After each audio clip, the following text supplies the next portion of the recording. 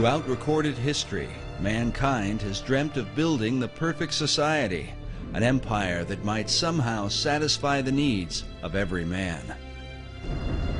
An ancient legend casts the shadows of one such society that is said to have existed long ago.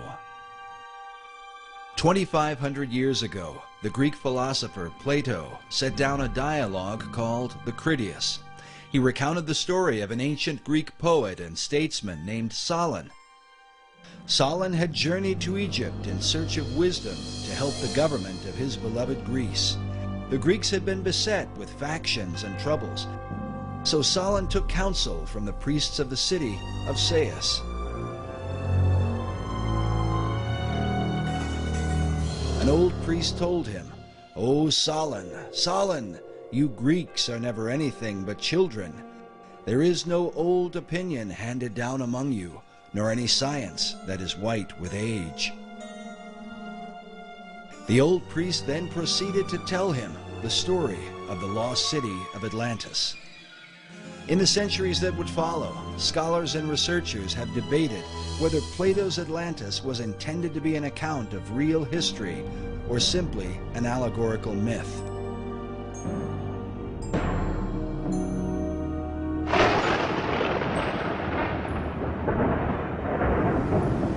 Some even suggest that Atlantis was really the antediluvian world, the wicked society destroyed by the wrath of God in the great flood of Noah. In the 20th century, Plato's account was further supported by Masonic philosopher Manly P. Hall.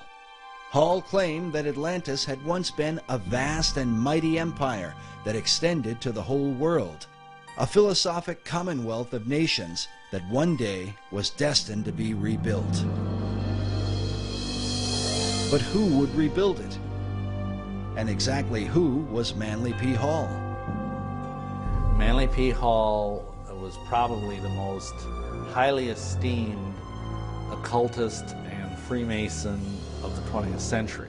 He understood the secrets of the ages long before he ever joined the Masons. Was really the foremost authority on the occultist side of Freemasonry, the deep, dark side of Freemasonry, the one that most Masons never ascend to. I can't really think of anybody close to him. Manly P. Hall was one of the leading people within this whole other world that we talk about. Hall authored over 200 books and is said to have given some 8,000 lectures on ancient philosophy. He is perhaps most remembered for his contribution to the mysterious Brotherhood of Masonry. Upon his death in 1990, the Scottish Rite Journal, a Masonic publication, noted that he was often called, quote, Masonry's greatest philosopher. Among his teachings was that contained in Masonry and all the secret orders was the ancient wisdom of lost Atlantis. Hall wrote that for more than 3,000 years, secret societies had been laboring to create a background of knowledge necessary to the establishment of an enlightened democracy among the nations of the world. According to Hall, these societies could be traced back to ancient Egypt and had for centuries known of a secret place hidden from the eyes of common men, a place that would one day be revealed. In the 17th century, as settlers were colonizing the New World, Sir Francis Bacon, the leader of secret societies in England, set down his classic work, The New Atlantis. While archaeologists and treasure hunters have searched the globe looking for the lost continent, 400 years ago, Bacon, like many of his contemporaries, believed that Atlantis was America itself. Well, Bacon, to me, was really fundamental in the American colonizational scheme and its connection to the new Atlantis concept. He was trying to lay a foundation for what could be accomplished in the New World. While the Atlantis of Plato was a mighty empire known for the philosophy of its kings, Bacon would write of a nation governed by scientific achievement, filled with marvels and wonders never before seen. Bacon was talking about this new nation, talking about submarines, talking about unimaginable weapons of war, talking about flying machines and tall buildings. How did he come into possession of this knowledge? Did Francis Bacon outline the course of the New World before its time? And if so, by what power was he inspired to do so? While there are no states or cities that bear his name, his mysterious influence has compelled some to call him the real and true founder of America. His founding of America was really through other people who were following his work, following the program he'd laid out. Bacon was the head of Freemasonry and Rosicrucianism. He had a huge influence through being the chief of the Rosicrucian fraternity at the time. He had a huge influence on the birth of modern Freemasonry. And many of those Rosicrucians actually went into Freemasonry at that time to lift it up to its new level. And Freemasonry has a major influence on the founding of America. While many of the early settlers came to work the land for the cause of religious freedom, there were with them secret societies who came to the New World with another agenda. Secret societies came to America shortly after the Pilgrims arrived, and they were sent by a man named Sir Francis Bacon. You get this very strange mixture of people, many of whom understood even then the advantage, spiritually and otherwise, to having secret orders. Unless you understand the influence of the occult societies on the development of America, on the establishment of America, upon the course of America, why you get completely lost studying our history. And they were the ones through which this work was being put into operation in England, in Europe, and eventually in America and the world. So that America then could be used to lead the world into the philosophic empire. You understand that America was founded by Christians as a Christian nation. However, there were always those people on the other side who wanted to use America, use our military power and our financial power to establish enlightened democracies throughout the world and restore lost Atlantis. Yeah, maybe Bacon had it right. Maybe Atlantis is not something yet to occur, but maybe it's occurring right now in America. In his lifetime, Sir Francis Bacon referred to himself as the herald of a new age. He promoted a new universal order for the whole world. Can this be what early American founders referred to with the words Novus Ordo Seclorum, the new order of the ages? And does this vision affect America today? When our founders declared a new order of the ages, they were acting on an ancient hope that is meant to be fulfilled.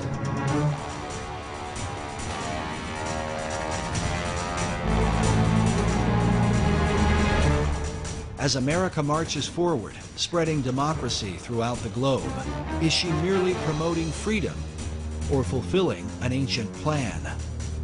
Is she following a course planned for centuries by men who believe she is chosen for a secret destiny?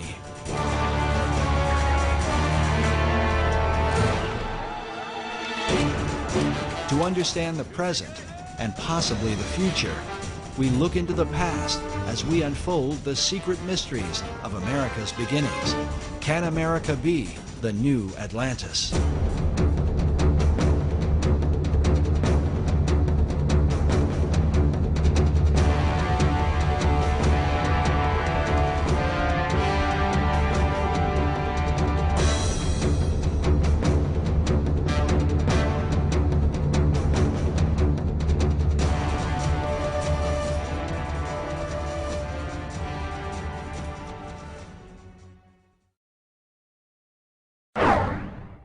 The movie National Treasure revealed to many the role of Freemasons in the founding of America. Often seen as a shadowy organization with hidden agendas, Masonry was portrayed in a positive light. Was this coincidence, or could there have been something behind it? I think there's probably a little something behind it. The Freemasons among our founding fathers left us clues like these: the unfinished pyramid, the all-seeing eye. They're speaking to us through these. Well, the movie National Treasure is probably the first film in many years that has given a positive spin to the Masonic Lodge. And essentially it seems to have been at least partially designed as kind of a propaganda piece for them. They were basically trying to say that these people who have hidden this secret knowledge of whatever it was, the gold stash or whatever, the Masons, are basically good guys. Because it makes them appear to be this sort of benign, shadowy group that's in the background protecting these important ancient secrets and also protecting this great, massive treasure. It was fairly accurate in its Masonic elements. You can tell whoever made the film either was a Mason, and of course there's a lot of Masons in Hollywood, or else had done a lot of research. Screenwriter Jim Kauf, who developed the storyline for Disney Pictures, claims no Masonic connection, yet some researchers are not convinced. Masons were involved in the writing of that, it seems to me, because then they tried to turn it around and, you know, say that that Freemasonry is a good thing, that it has these hidden secrets deep within it, and that someday will be revealed, and, you know, bring good things to America, etc.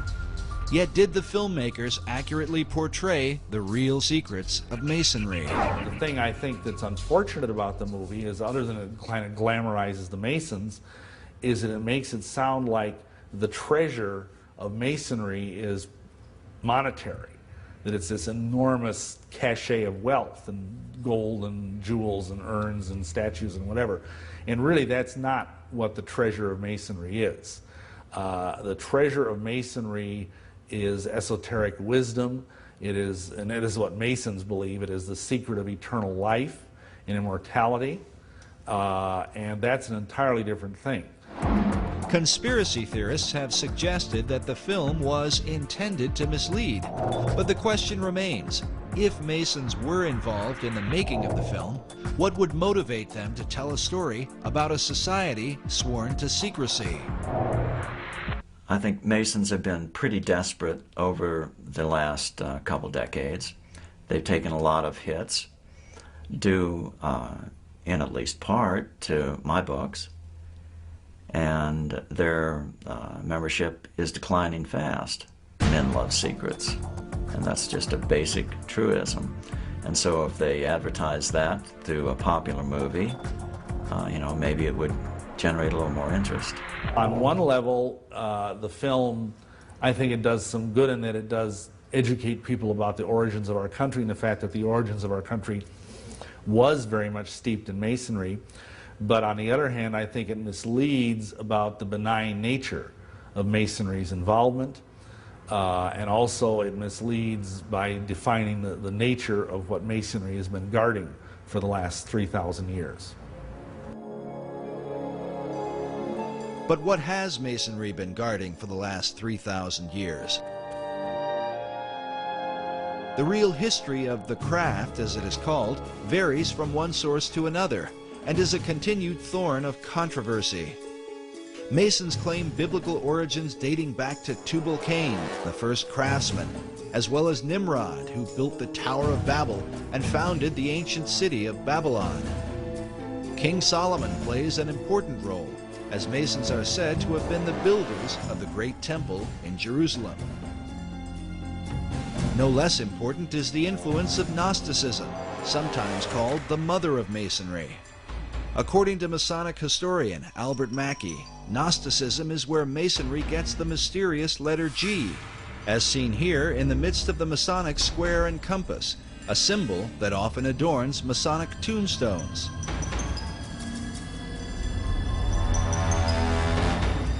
Known for rejecting the biblical Gospels, the Gnostics claim to be the real Christians, an issue the apostles spoke vehemently against in the New Testament. The Gnostic Gospels have been promoted by writers like Elaine Pagels and celebrities such as Jane Fonda. It was the Gnostic teachings that formed the heart of Dan Brown's blockbuster book, The Da Vinci Code. The Gnostics were known to express a humanistic view of Christ, a view they are said to have exploited for the purpose of justifying their debauchery of women. Hence the tales of Jesus and his alleged relationship with Mary Magdalene, a view often attributed to the Gnostics and repeated in Brown's controversial book.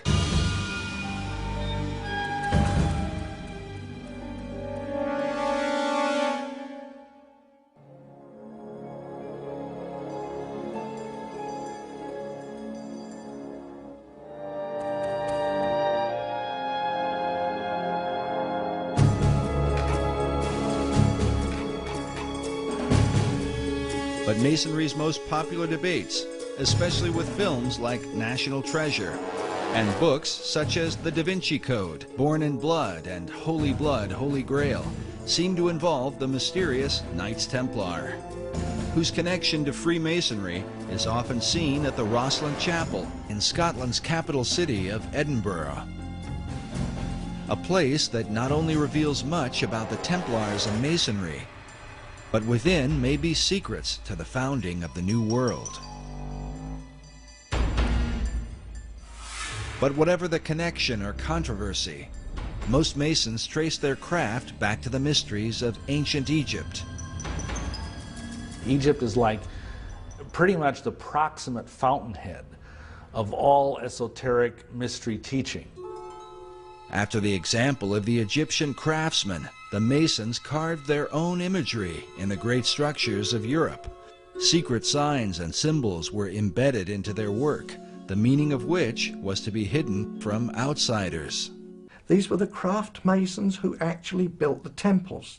If you look at European architecture, you know, all those big cathedrals in Europe, Cologne Cathedral in Germany, Notre Dame in Paris, Salisbury Cathedral in England, all those beautiful cathedrals were all built around the 1200s and 1300s.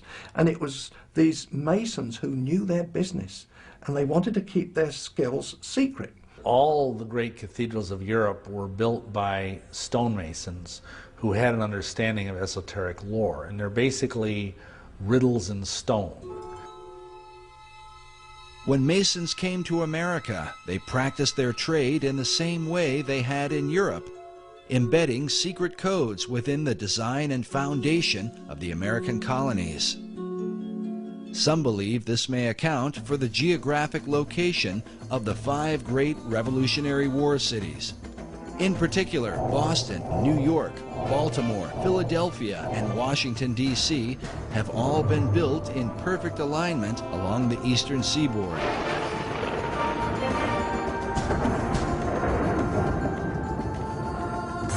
Researcher Jim Allison believes this alignment may be a part of something greater. Let me say this, I think it is very unlikely that the alignment is coincidental. According to Allison, the alignment of cities and ancient sites are part of a series of great circles that encompass the Earth.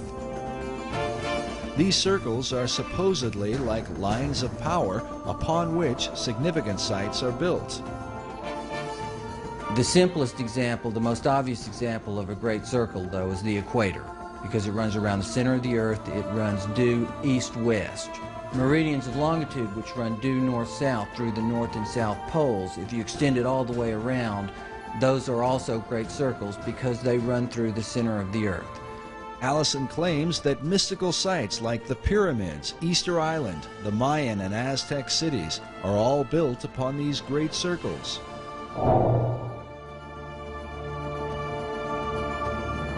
In addition, one of these great circles contains the 5 cities that date back to the era of the American Revolutionary War.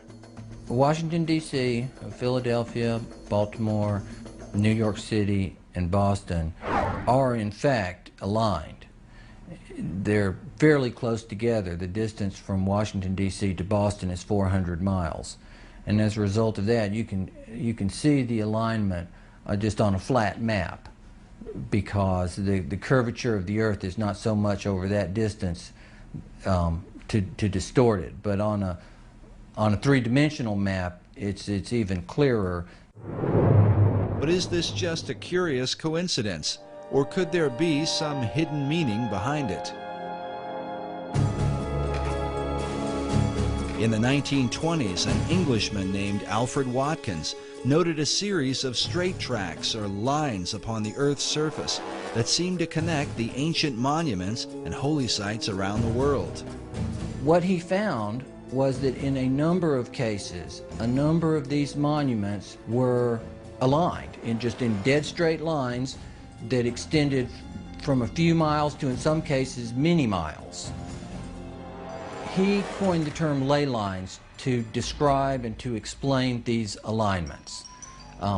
Watkins believed that there are some type of grid lines that run through the Earth, of lines of energy or magnetism or electromagnetism or some other kind of attraction over the Earth. And that's what he described as ley lines. Watkins believed that the builders of these sites were aware of these lines that ran through the Earth and that they intentionally built these monuments on these lines. While Watkins' findings were not openly received by all, his views have been most often embraced by members of the esoteric community. In the occult, there's this concept of ley lines, L-E-Y, which are lines of force that some people say are like the acupuncture points of the Earth. And you always want to build things on a ley line. All of the great cathedrals of Europe are built upon these ley lines, which are like currents of power. These currents of power are thought to have magical significance.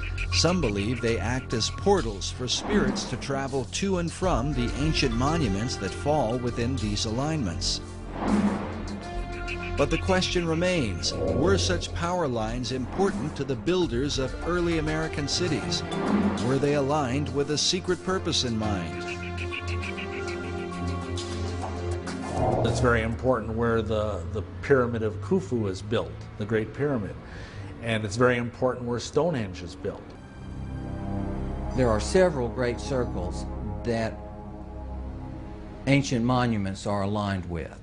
And in some cases, ancient and modern development is aligned with. Extending the alignment from Boston to the northeast towards Europe, the alignment crosses over the Atlantic and crosses into England and crosses over Stonehenge, which of course is one of the more significant monuments certainly in England and arguably anywhere.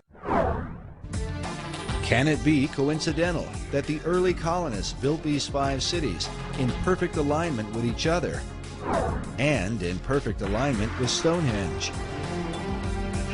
Allison admits that many of the ancient monuments are aligned on ley lines or great circles within a fraction of 1 degree, a distance that sometimes equals 15 or 20 miles. But in the link between the Old World and the New, there is a 0 deviation between the 5 American cities and England's mysterious Stonehenge. According to Allison, they are perfectly aligned.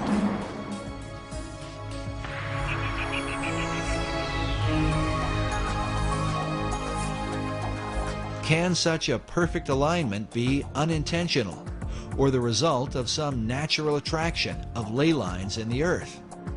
There's some dispute about that amongst people who study these ley lines as to whether the builders were aware of an attraction and they built it for that reason, or whether there was possibly an attraction that they were unaware of, but nonetheless caused them to build these sites in alignment. But the simple fact is they are aligned. But the evidence continues. America's capital city, Washington, D.C., is said to be positioned on the 77th meridian west, considered a sacred location referred to as God's longitude. In his book, Marking Time, author Duncan Steele argues that the early expedition of Sir Walter Raleigh, known for the lost colony at Roanoke, was not quite the failure it seemed to be. Raleigh's intent, according to Steele, was not really to establish a colony, but rather to capture God's longitude by locating the 77th meridian. The goal of the occultist who understands these concepts is to have things exist within the sacred harmonies of the earth. And if indeed they believe that the 77th meridian was somehow very sacred, then it would be incredibly important for them to plant their flag there. In Washington, D.C. is even found Meridian Hill, said to mark the precise location of the sacred longitude. Raleigh himself was a member of Bacon's secret society in England. Was he sent on a mystical journey so that America might be designed according to esoteric principles from the beginning? and how many others came ashore as a result of the Baconian influence. The Rosicrucians came ashore very early on in the founding of the New World. The Masons were also there from the beginning, and I think from very early on, this if you will, cartel, this occult cartel of various groups, basically had it as their goal to establish a society on this continent that was wholly given over to esoteric goals.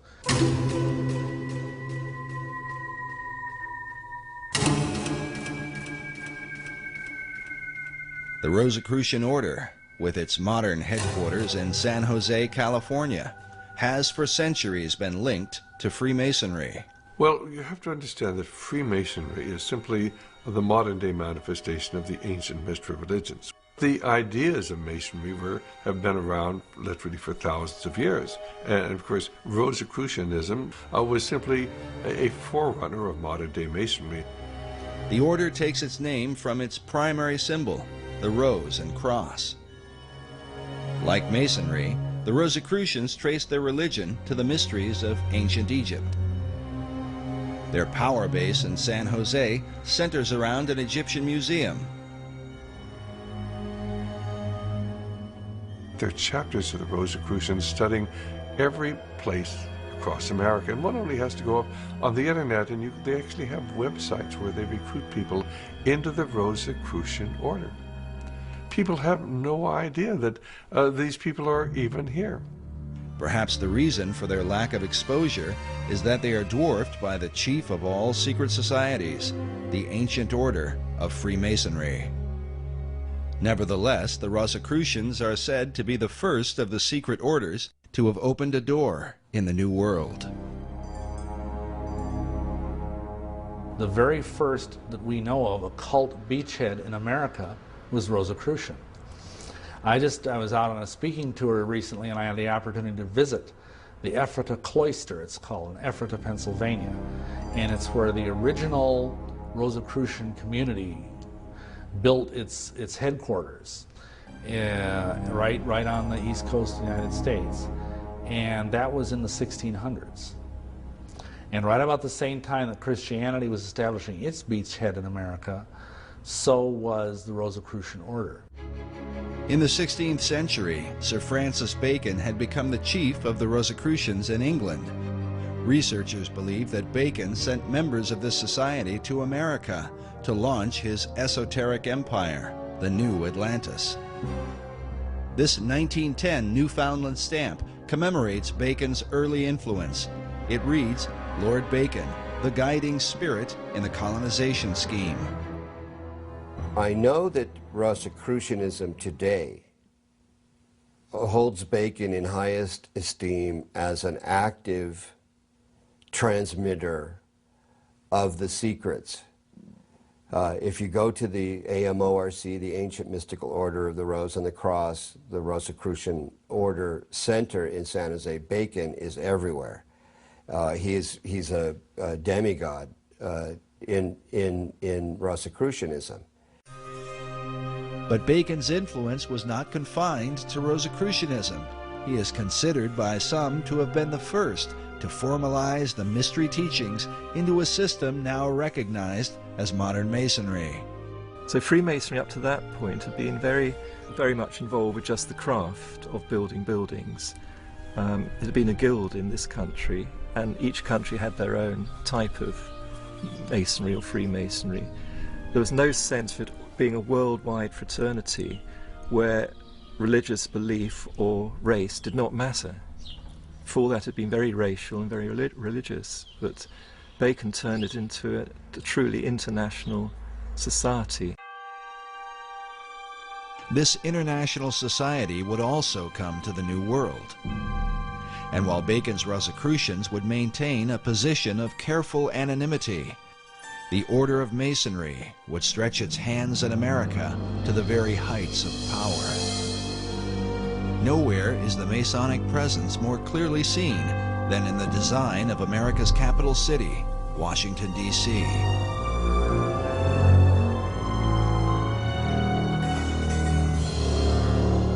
yes, Washington, D.C. is completely based on Masonic architecture. The whole architecture is laid out in an occult manner with Masonic symbology. Every major building in Washington, D.C. has a Masonic plaque on it. I mean, the Masons have permeated, and the other secret societies have permeated our society since the very beginning. In his book, The Secret Architecture of Our Nation's Capital, author David Oveson confirms the esoteric influence of Masonry in the design and building of Washington, D.C. Oveson reveals the occult ceremonies surrounding the laying of the city's cornerstone, a ritual that involved the father of the nation, George Washington. 200 years later, in a ceremony commemorating this event, Senator Strom Thurmond, himself a 33rd degree Mason, is pictured alongside the cornerstone upon which is carved a Masonic square and compass. If you either look at the map of Washington, D.C. or try and drive in Washington, D.C., you think it must have been designed by a nutcase. But actually it was designed by a Freemason, a French Freemason named L'Enfant. I think Pierre Charles L'Enfant was his name. And it's full of esoteric symbolism. Oveson writes that, like the pyramids of Egypt, the entire city was built in alignment with the stars, and suggests that the hidden purpose for the Masonic rituals is that America might be empowered by the gods of the ancient world. Can this be the reason for the pagan god and goddess images that have come to represent America? Tradition often claims that America was founded as a Christian nation only. But if this is the case, why are its symbols those of the pagan religions rather than images of Christ, the apostles, and stories from the Bible? Well, I think that this is where the great confusion comes in. America was founded as a Christian nation, but it was also founded as an occult nation. And there have always been two parallel forces here in America. One the Christian, one the occult, dating back into the 1600s. And until you understand that, you can't understand anything going on in the world today. The conflict between Christianity and the occult has compelled some to reject entirely the influence of God in early America. In February of 2005, CBSNews.com posted an article titled Our Godless Constitution. In it, author Brooke Allen wrote that our nation was not founded on Christian principles, but on Enlightenment ones. God only entered the picture as a very minor player, and Jesus Christ was conspicuously absent. A chief issue of debate are the very symbols that define the United States. Where did they come from, and what or who exactly do they represent? For many, the answers lie in the secret societies. I mean, you can see their influence on the back of the Great Seal of the United States, where in 1782 they put on a pyramid capped by an all-seeing eye with the slogan beneath, Novus Ordo Seclorum, the new secular order of the world. That was in 1782. It was put on the back of the Great Seal of the United States, hidden there until about 1935, when it was taken off the back of the Great Seal of the United States and put on the back of the American dollar bill, where it is today, symbolizing the influence of the secret societies on America. And you know, there are some of our Christian ministries that want to tell you that a cult symbol is a Christian symbol. It just goes to show how effectively the Christians have been misled, and they've been misled intentionally by people who've infiltrated the Christian movement and have told them, oh, this is a Christian symbol. Well, where in Christian symbology do you come up with a pyramid? Where in Christian symbology do you come up with a glorified eye? This is all the symbology that everybody who's involved with the occult understands. The glorified or all-seeing eye is known as the Eye of Horus, one of the most important gods of the Egyptian mysteries. Other pagan icons include the Washington Monument, an obelisk normally dedicated to the Egyptian sun god.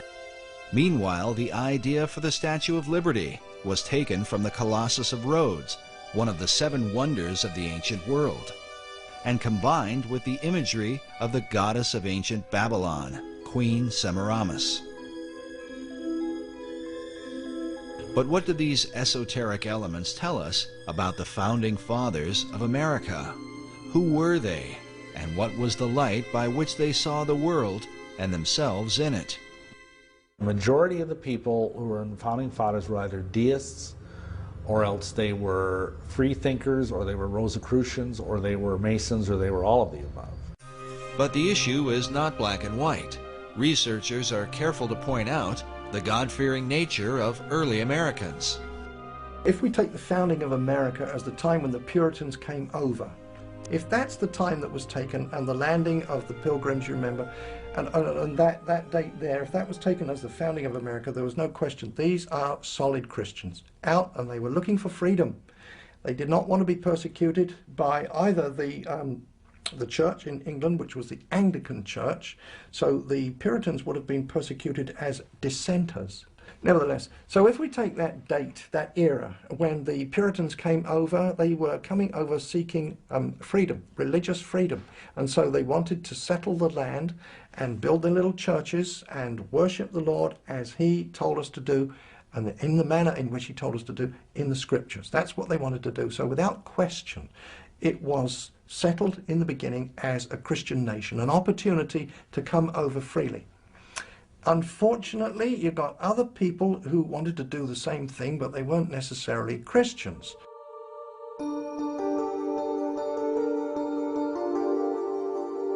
By far, the chief source of contention is the involvement of the Founding Fathers with secret societies, namely Freemasonry. Certainly at the time when the Declaration of Independence was signed, many of these people were involved in Masonry, no question at all about it. But it wasn't because they were dedicated to the esoteric principles of Masonry. Many of these people were strong Christians. In America, initially, the men that were elected, I believe 90% of them were all God-fearing men.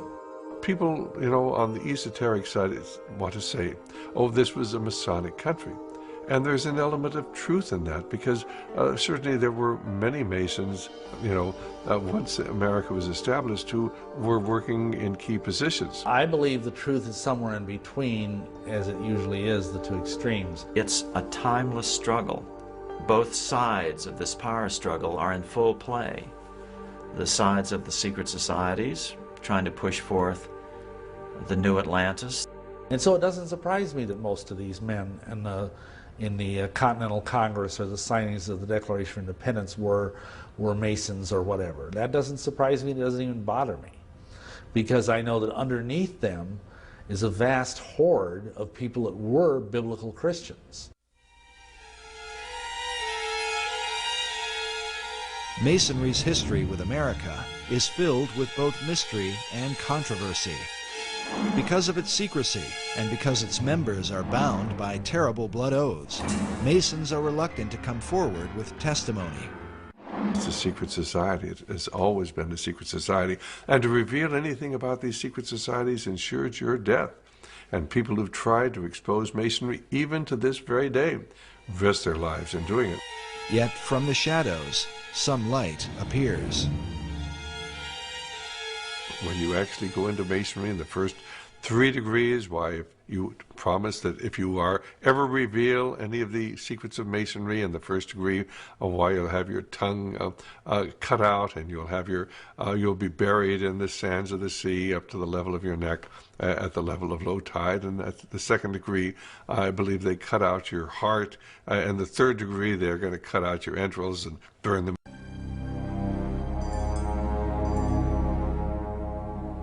In the 19th century, a man named Captain William Morgan was murdered by a group of Masons who were bound by such blood oaths. Well, Captain William Morgan was a guy up in Batavia, New York in 1826. He was the first American to publish the first 3 degrees of Freemasonry, of the Blue Lodge. The things you had to say, the oaths you had to take. And Masons didn't like that very much. Captain Morgan had violated his oath by writing a book to let people know about the terrible oaths of this terrible society. Feeling a responsibility to the Masonic Brotherhood, 3 members of the order kidnapped Morgan to make him pay for exposing the secrets of Masonry. Hey, stop this! What is this? This is ridiculous! Stop! He was captured by a group of Masons and taken and killed. And later on, the perpetrators made deathbed confessions of it all, so it was all very well known. Of these deathbed confessions, at least one has survived, given by a man named Henry L. Valance, whose insight into Morgan's final moments provides a heart-wrenching account. While Valance was never brought to justice for the crime, his final confession revealed a conscience haunted by a lifetime of guilt. If the mark of Cain wasn't upon me, the curse of the first murderer was. The blood stain was upon my hands and could not be washed out. Valance revealed how a council of 8 Masons had condemned William Morgan to death. Council. They made a decision and decided your fate. Are you ready to pay for your betrayal? Talk to me, man. I've done what was right. And how Morgan had pleaded for his life on behalf of his wife and children. He commenced wringing his hands and talking of his wife and children, the recollections of whom in that awful hour terribly affected him. Please, my children, my wife. His wife, he had said, was young and inexperienced, and his children were but infants. You should have thought about that before you turned us in, before you wrote the book. May God have mercy on your children, because we will not have mercy on you.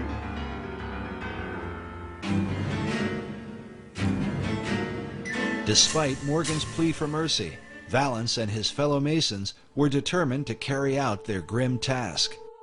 They gave Morgan time alone to prepare himself to die.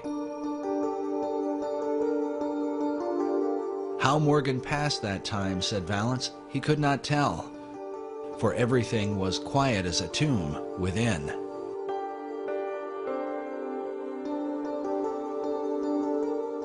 When they returned, they bound his hands and led him away to the awful fate they had prepared for him. The story was he was actually drowned after being mistreated horribly for a period of time. Well, when the word of this got out, and people began to realize this dangerous influence of Masonry within our society, why the membership of the organization fell off dramatically. As one investigator put it, as one writer put it, Freemasonry, which was rampant throughout the country at that time, almost dried up overnight.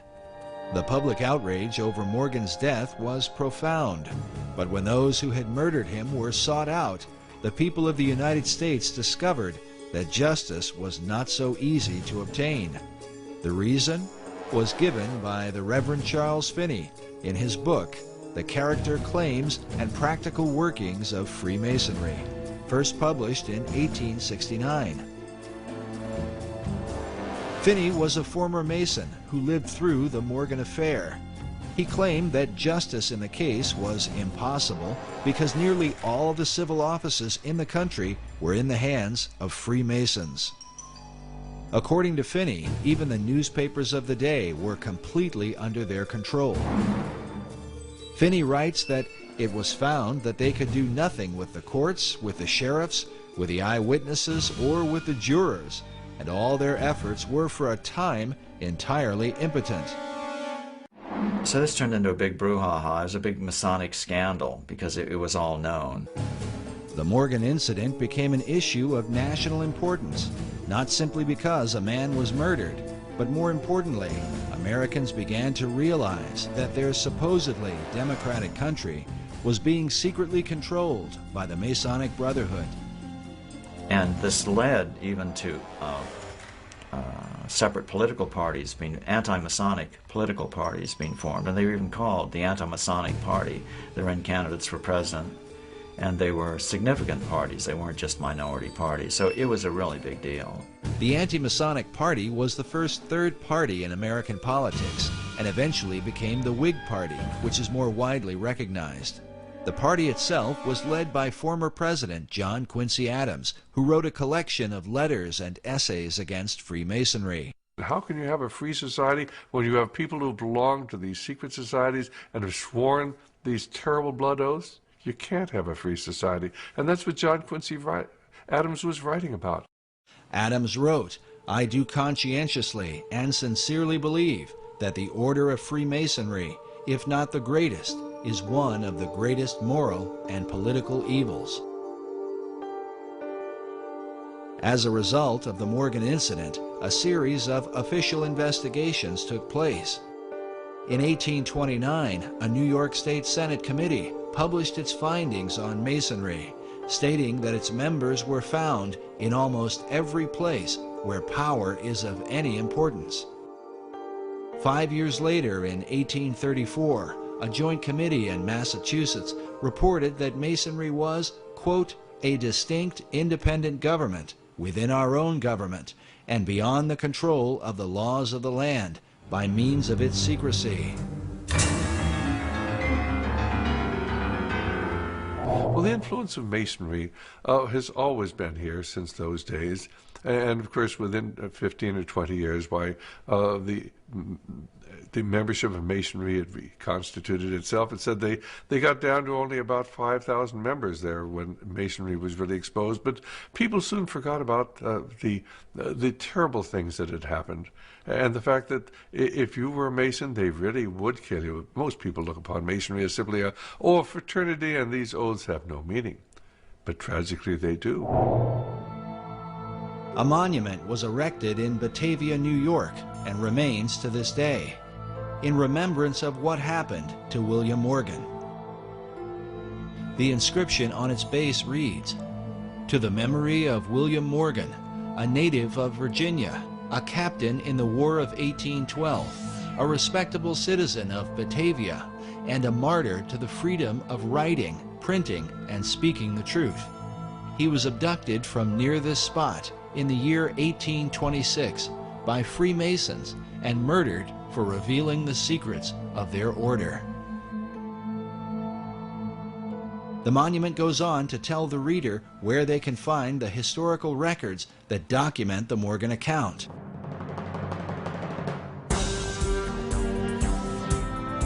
Why would the citizens of Batavia have gone to this length? Crimes are committed every day, and people sometimes murdered. Why draw attention to William Morgan? Did they desire to warn future generations? Was it because the people of that time recognized, as Charles Finney asserts in his book, that America was being controlled by Masons from behind the scenes? But for what cause? For greed, power? Or is the answer most likely found in the great Atlantean plan? In order to bring forth the destiny of America and lead mankind into the vision of Plato and Sir Francis Bacon, the secret societies would have to control the new world, and in time subdue the old.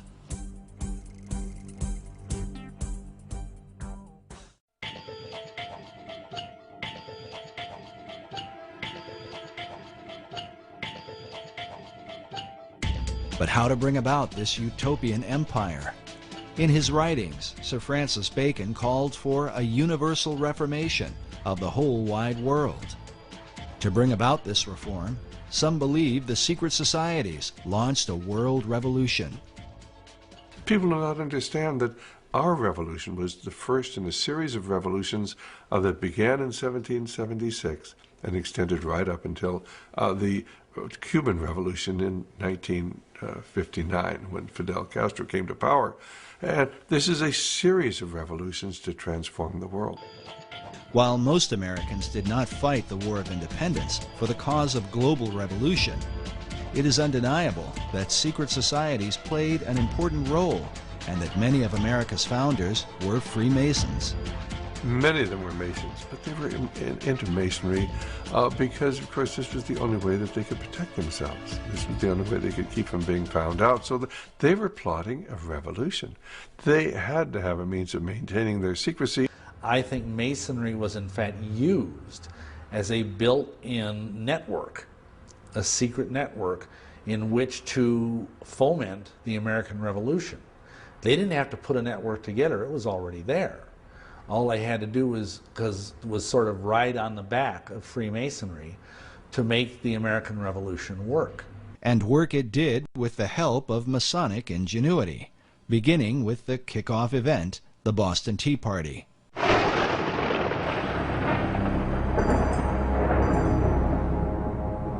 And what was the Boston Tea Party? Who was behind that? Who were the raiders of the English tea ship? Admittedly, at this point, it was the Masonic Lodge in Boston. They were all Masons. It was the Masons wanting to implement this revolution. The leader of the men who dressed up like Indians and threw the tea into Boston Harbor was the legendary Paul Revere, whose famous ride would alert Americans that the British were coming. Pictured here with a teapot commemorating his rebellion, Paul Revere was a prominent member of the Masonic Order. George Washington, known as the father of our country, along with many of his generals, were also Masons. Yet Washington's involvement with Masonry is hotly debated. Our information is that he did not do anything with the Masonic Lodge for the last 30 years of his life. The debate centers around a letter written by George Washington to the Reverend G.W. Schneider on September 25, 1798, just 15 months before Washington's death. In the letter, Washington says specifically, "I must correct an error you have run into of my presiding over the English lodges in this country. The fact is, I preside over none, nor have I been in one more than once or twice within the last 30 years. And in Washington's case, I defend him by saying the Masons are very secretive. When they approach a man to be a member of their organization, they will not and cannot tell him what it's all about.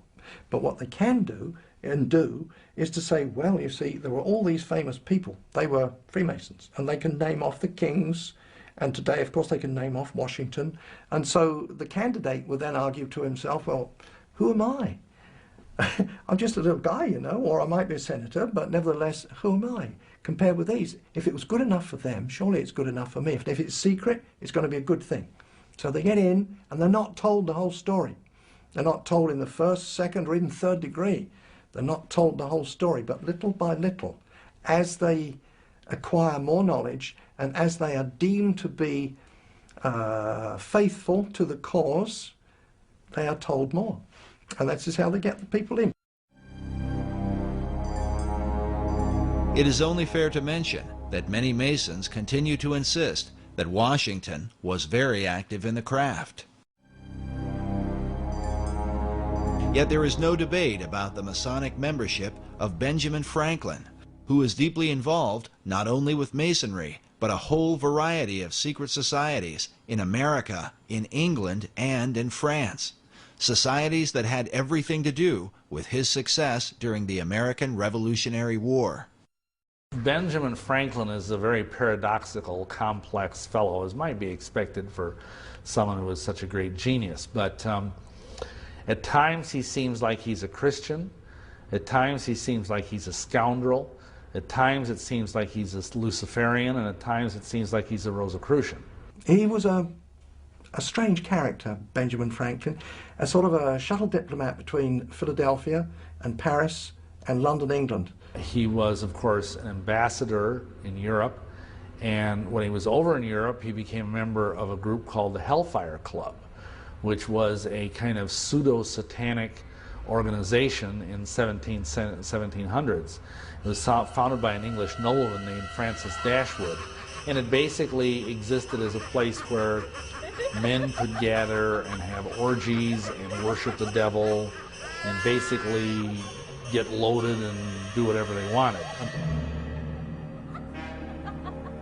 under the guise of it being a satanic society. The Hellfire Club was a part of the so-called gentlemen's clubs of 17th and 18th century England. While the debauched behavior of these groups was initially tolerated, once they began to dabble in satanic rituals, they were forced to go underground, literally. Hellfire Club, as a matter of fact, I used to live quite near that place. It's on the west side of London, at a place called West Wickham. It's a hill. It's a chalk hill, now of course covered in grass, and on the top of that chalk hill is a church. On the top of the church there's a golden ball. There's a cross on top of that. Now that's a Christian church, but inside the hill is a cave. Often those chalk hills, they do have caves inside them. It's the way they're formed. And in the cave there, they would gather together. Now, I don't say that it was the church, the occupants of the church that gathered there, but whether they knew it or not, the Hellfire Club would hold their meetings once a month underneath the church. And Benjamin Franklin would go and visit that at the times when he came to visit England, yeah. He was very much apparently into some of the ideas of the esoteric movement of his day. A book on witchcraft, magic, and the supernatural claims that Benjamin Franklin often came to Sir Francis Dashwood for information on the occult. Dashwood himself was said to be a Rosicrucian and leading member of the secret orders. In this portrait, we see a young Francis Dashwood with his hand posed in a fist-like position. In Masonry, this hand signal is known as the lion's paw, and is used in Masonic ritual. Among Satanists, however, this same gesture is said to be called the devil's claw. While it cannot be said how deeply involved Franklin was with the occult, the Hellfire focus on drinking and debauching women would certainly have agreed with his character. He was very famous for being a ladies' man. He was very much a playboy, which of course would be contrary to being a devout Christian. The Hellfire Club had great disdain for Christianity. In fact, they did not call themselves Hellfire, but rather the monks of Medmenham Abbey. Such parody was the influence of a French priest named Francois Rabelais, condemned as a heretic for writing a series of perverse comedies called Gargantua and Pantagruel. In them, Rabelais mocked religion, glorified immorality, and defended man's right to pursue without restraint the desires of his own will. Adopting his philosophy, the Hellfire motto was, "Do what thou wilt shall be the whole of the law." Could this have been what attracted Franklin to the group?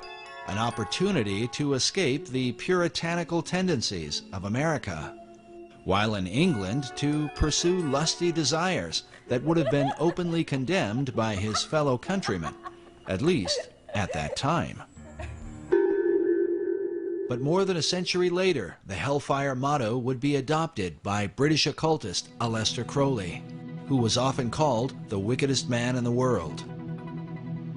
Like Francis Dashwood and the Hellfire members, Crowley took part in satanic rituals, most famously at his Abbey Thelema in Sicily, a name taken from Francois Rabelais' anti-Christian parodies. Crowley's hatred for Christianity was so intense he often referred to himself as the Beast of the Apocalypse from the Book of Revelation. He was a Freemason and a Rosicrucian who made Do What Thou Wilt famous through the 20th century, with followers like L. Ron Hubbard, the founder of Scientology, Harvard professor and drug guru Timothy Leary, and even Beatles founder John Lennon. Crowley is often credited with sparking the 1960s cultural revolution, the do-your-own-thing mentality dedicated to sex, drugs, and rock and roll. What could be called the modern legacy of men like Franklin, Dashwood, and the Hellfire Club.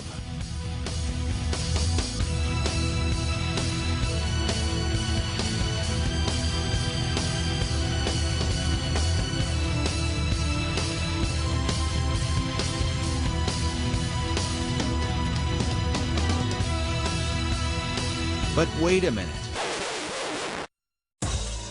Obviously, it cannot be said that Franklin's involvement with the Hellfire Club is to be fully equated with the often crazed activities of a man like Crowley or even Timothy Leary.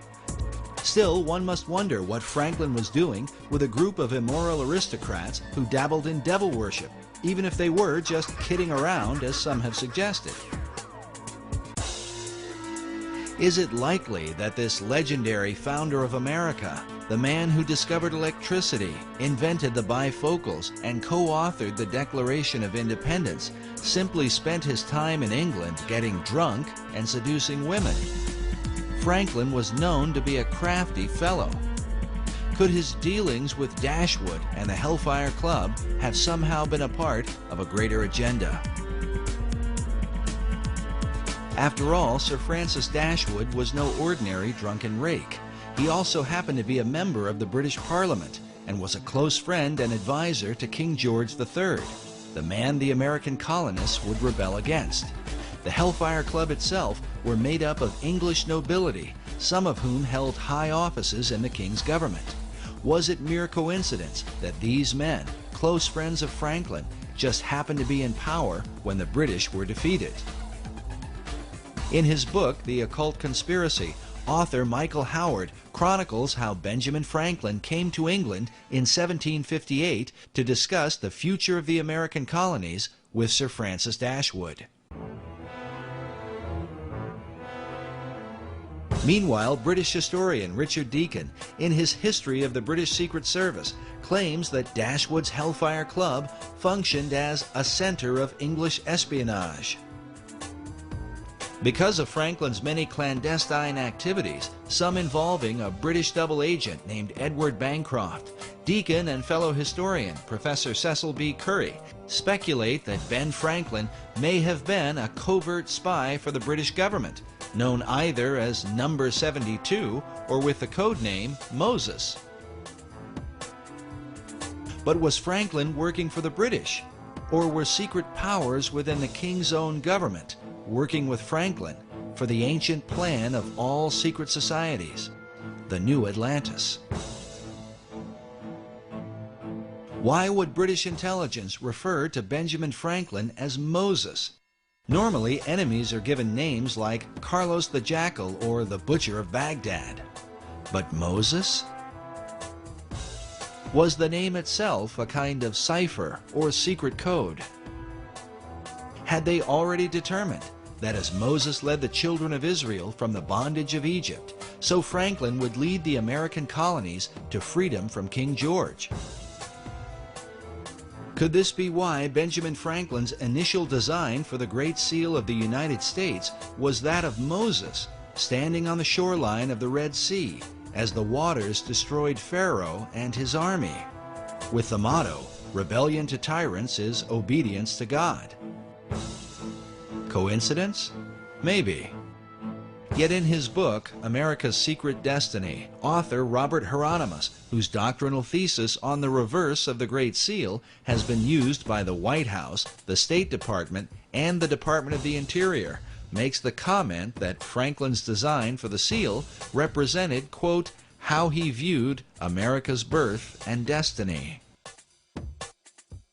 Did Franklin really see himself as Moses, defeating King George, the colonial pharaoh, with the help of Dashwood and the Hellfire Club?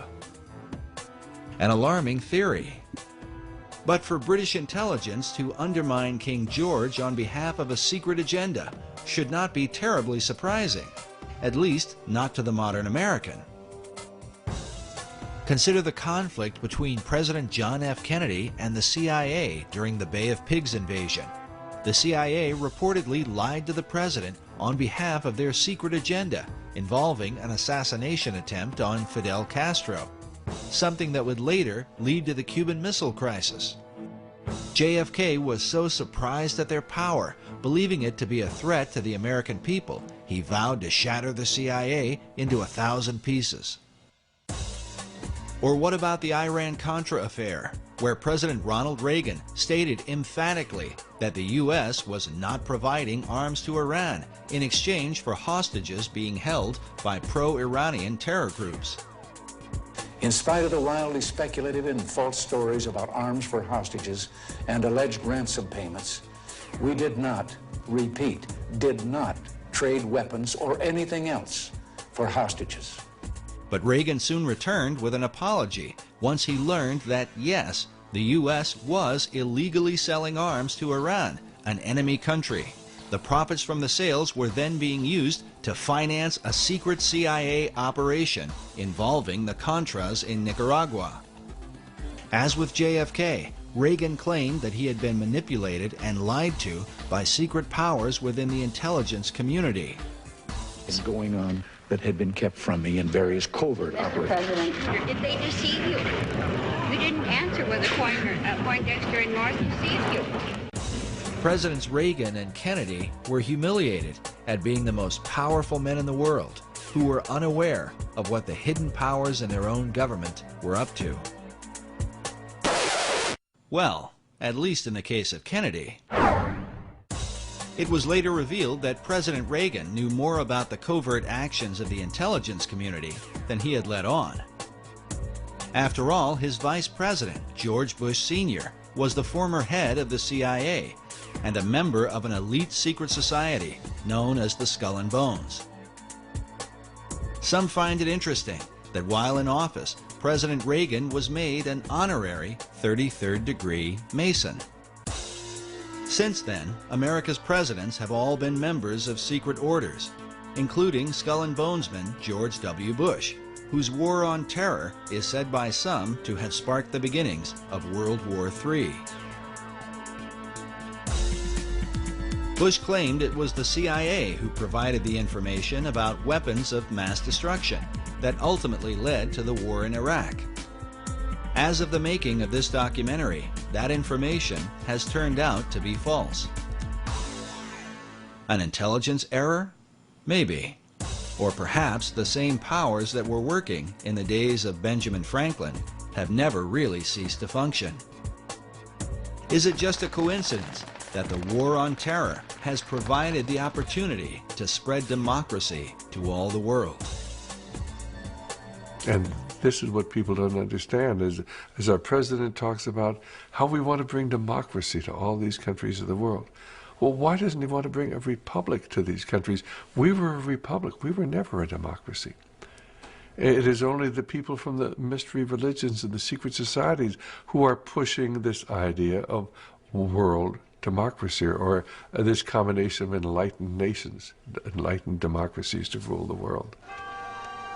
As incredible as it may seem, there are really people who believe that. They're working full-time to accomplish that goal.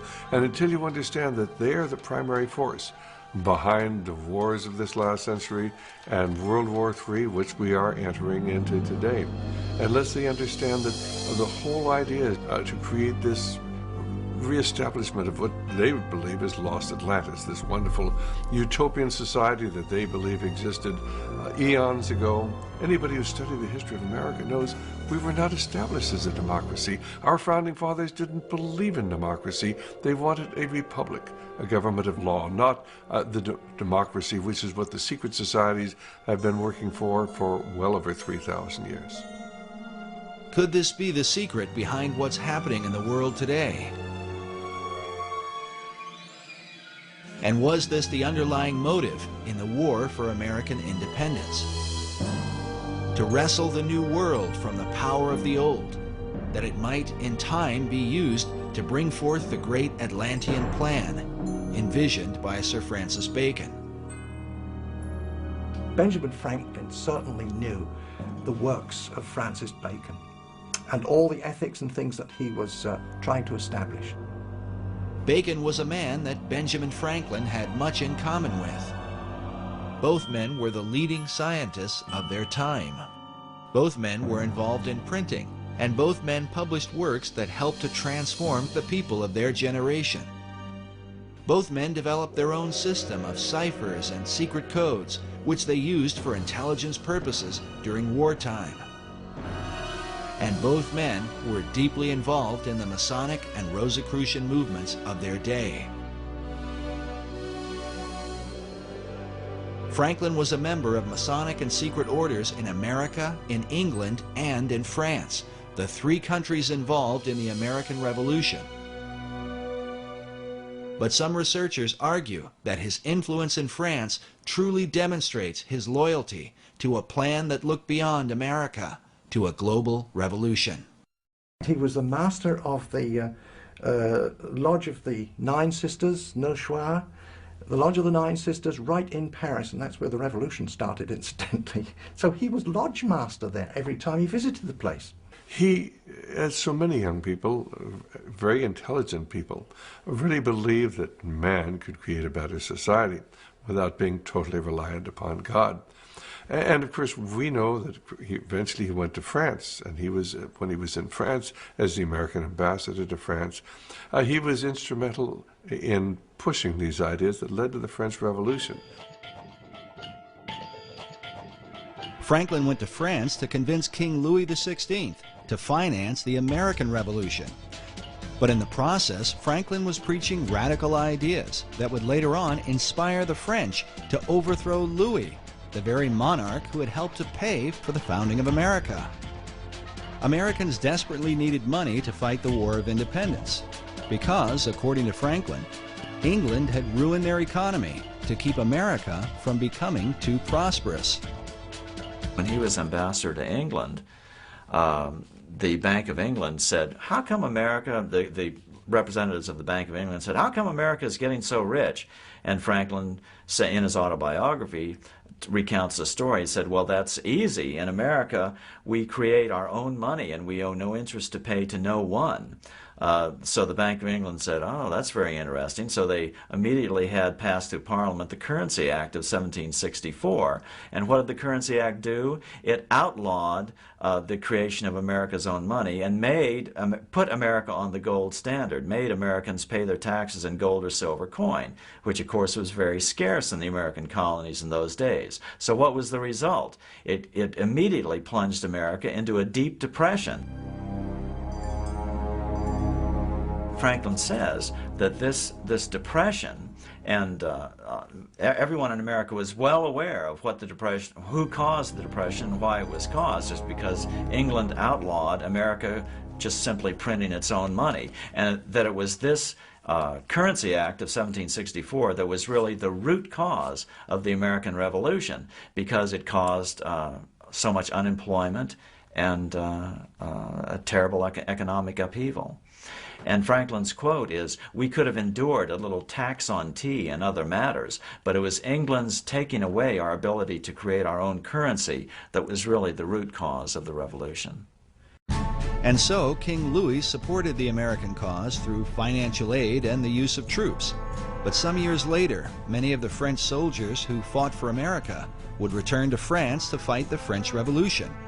Among their leaders would be an American hero, the Marquis de Lafayette, who served alongside George Washington. Lafayette was also a Freemason and close acquaintance of Benjamin Franklin, the man who seemed to be the friend of nearly all the revolutionaries of the day. It was Benjamin Franklin who initiated Voltaire himself in 1778. He could then brag and say, oh, Voltaire was a Mason.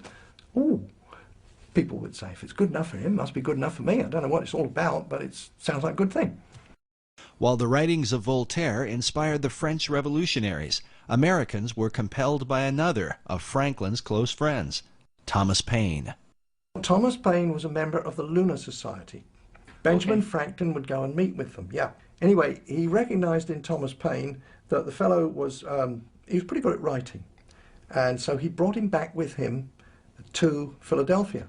And he wrote the pamphlets that started the revolution in America. It was a little booklet called Common Sense. Thomas Paine wrote that, and it was kind of inciting people to war against King George III. With the help of Paine and his fellow Masons, Franklin worked to create the revolutionary mentality among the colonies. Yes, Franklin developed the concept of the virtuous revolution. The thought of revolting against a monarch amongst European people was absolutely anathema. It went totally against the European mindset of the divine right of kings, where government is of God, kings are appointed by God, and so the virtuous revolution was something really different. But not all Masons went along with Franklin's ideas. like the man known as the Great American Traitor, Benedict Arnold, also a Mason who chose to side with the British during the war. Nevertheless, for good or for ill, Masonry was clearly at the helm of the War of Independence. It seems ironic, however, that American Masonry today owes its allegiance to the very country it rebelled against. Modern Masons trace their official beginning to the United Grand Lodge of England, founded in 1717.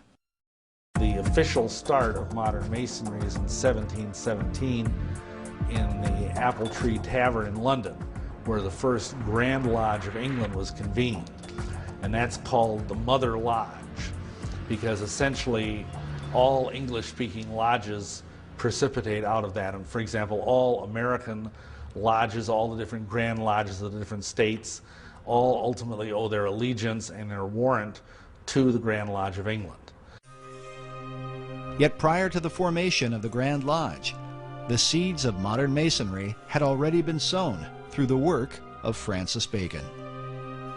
Francis Bacon established the Masonic organization, that whole body that was established by Francis Bacon. The ethical programs that were inherent within that, he was responsible for all those.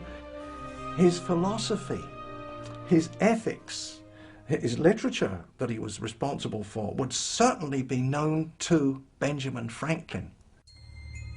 Was Franklin following Bacon's plan?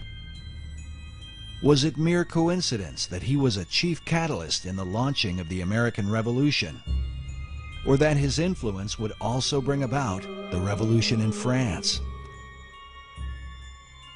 Masonic philosopher Manly P. Hall wrote that not only were many American founders Masons, but they received aid from a secret and august body existing in Europe, which helped them to establish this country for a peculiar and particular purpose, known only to the initiated few.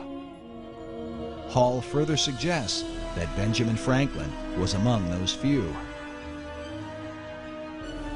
In his book, The Secret Destiny of America, Hall writes of Franklin's involvement with the plan of Francis Bacon. In Chapter 13, titled Bacon's Secret Society Set Up in America, Hall features an illustration showing the eastern seaboard with Benjamin Franklin overseeing it, while beside him is the shadow of Bacon. Hall claims that Franklin spoke for the secret societies and that most of the men who worked with him in the early days of the American Revolution were also members. He says, quote, "The plan was working out. The new Atlantis was coming into being in accordance with the program laid down by Francis Bacon." To those who have studied him, Sir Francis Bacon is one of the most enigmatic figures in world history. Baconian societies have existed for centuries since his death in 1626. All of them credit Bacon with the great advancements of the New World. Bacon is such an interesting character, such a complex character. He was right at the center of the storm politically. He even claimed in one of his writings that he was in possession of all knowledge. You can't say that he was ignorant of the Christian concept. He obviously had some concept of Christianity and speaks of the Lord Jesus Christ, and yet he's a proponent of the New Atlantis concept. Just a very complicated character. Bacon is known as the father of modern science and the grandfather of the English Enlightenment. The phrase, "knowledge is power," is often attributed to him and represents his philosophy, that through knowledge or science, mankind could transform himself and the world into its highest state of enlightenment. His dedication to science and learning led to the birth of England's premier scientific organization. When the Royal Society of England was formed in 1662, they named Bacon as their model and inspiration. There's a book written by Thomas Sprat, who was the first president of the Royal Society. So this goes back to the early 1700s, and he wrote a history on it. And he acknowledged there that Francis Bacon was the originator of the idea. Yet even beyond the Royal Society, 20th century historian Will Durant wrote that the whole tenor and career of British thought have followed the philosophy of Bacon, a philosophy brought to America and furthered by some of her most influential leaders. Thomas Jefferson considered Francis Bacon one of the three most important men in history, along with John Locke and Sir Isaac Newton. It is even said that Jefferson believed he was fulfilling Bacon's dream for a new Atlantis by founding the United States. As a result, nearly all Baconians credit Bacon with the founding of America. This painting, once owned by Baconian author Marie Bauer Hall, shows the North American continent with the spirit of Bacon rising from the midst. Above his head is the all-seeing eye of Horus in the midst of a triangle, while upon his cloak is the rose and cross, the symbol of his Rosicrucians. Despite these things, little is mentioned about Lord Bacon in the history books of America. There are no states, cities, towns, or schools named after him, which begs the question, other than Benjamin Franklin and Thomas Jefferson, which of the founding fathers did he really influence? Which of those founding fathers were most influenced by Bacon's work? I would suggest it was all those who were Freemasons. Well, I think probably all the first presidents of America who were Freemasons, you could say, were influenced by him because of the influence that went into Freemasonry, but by Bacon. But I expect some were more influenced than others, or more inspired than others, and some may not even have known that Bacon was behind it all, in sense of an inspirer. But maybe they all did. I mean, they were pretty intelligent men.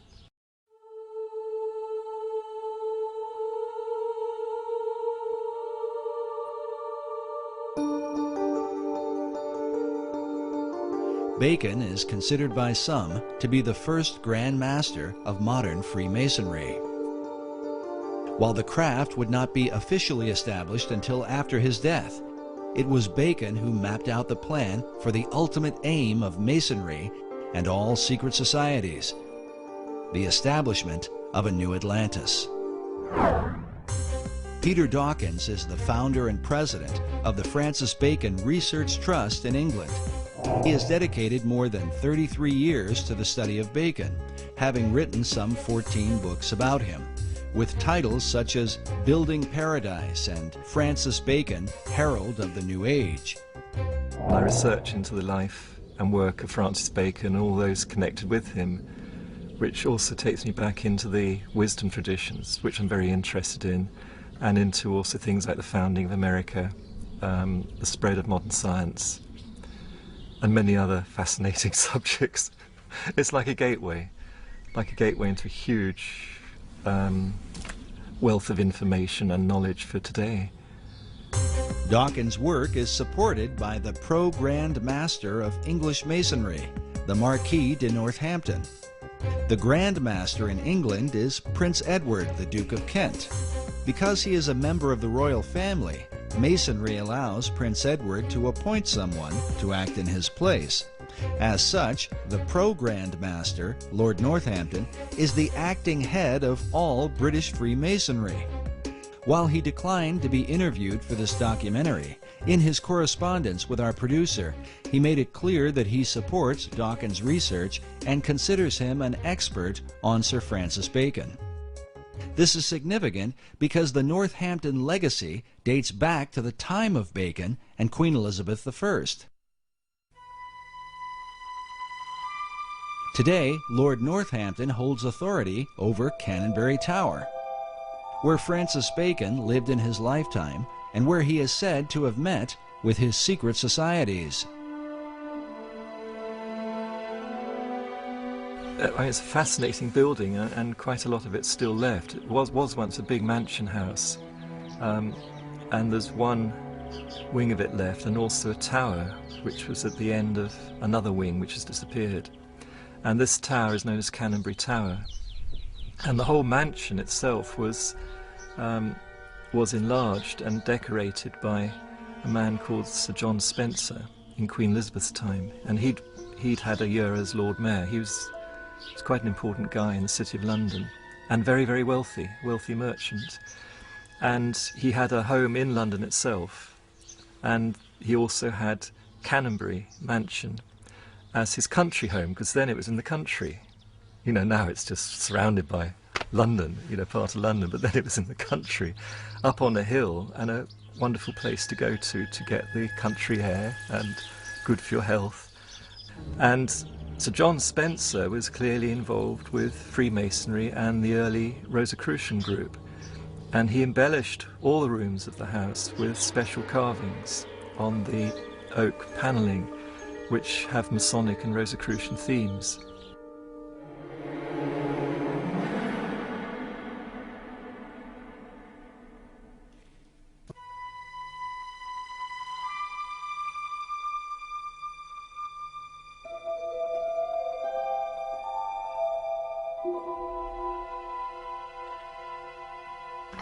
And particularly the fireplaces are done very, very carefully and specially.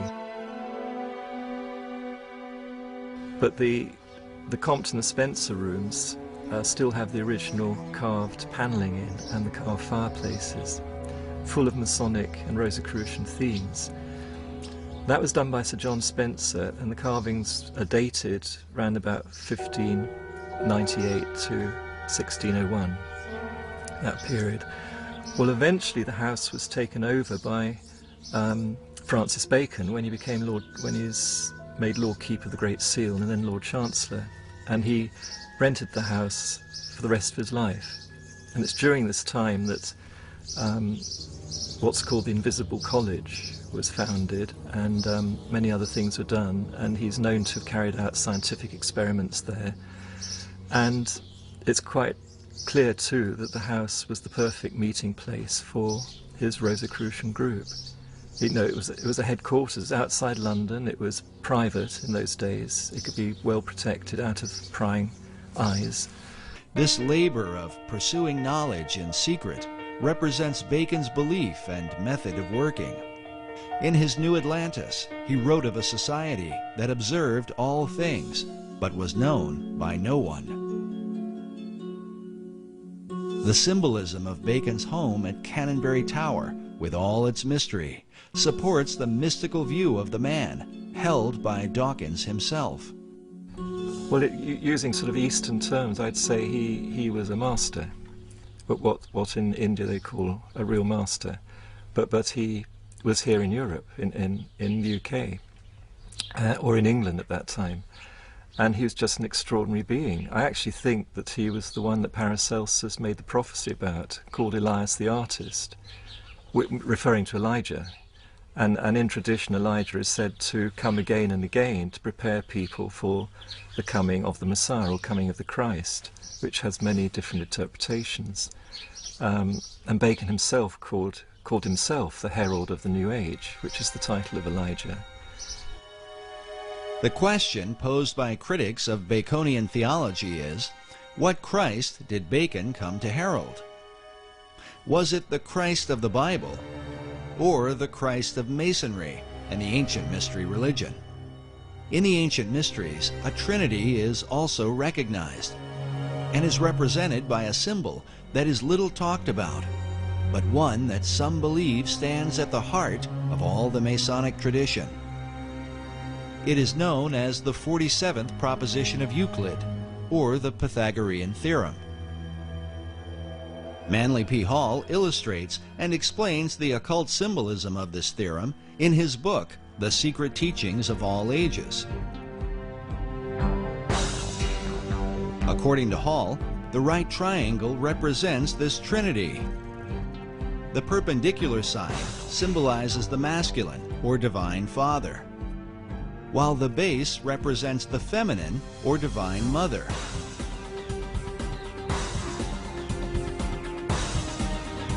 Finally, the hypotenuse is looked upon as the offspring of them both, the divine child, who is sometimes called the Masonic Christ. Was this what Bacon came to herald? a Christ that delivers man through knowledge or science. According to Peter Dawkins, Bacon's desire was to deliver mankind from the fall he had suffered in the Garden of Eden, to restore him to paradise through what he called the 6 days' work. So he always believed that as man was made in the image of God, as the Bible says, therefore we should imitate what God does. All his work imitates what he's learnt from the Bible and from the interpretations of the Bible. And so the 6 days' work of creation is how to create paradise, because that's in the Bible what's created as a result of the 6 days' work.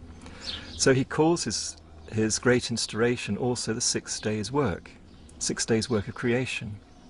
And it's all planned out according to what he understood about what those 6 days or stages of creation can mean when interpreted into the human role, what human beings can do. While Bacon based his understanding on the Bible, Dawkins admits that his approach was not through traditional Christian doctrine, but rather a mystical view based in the teachings of Kabbalah.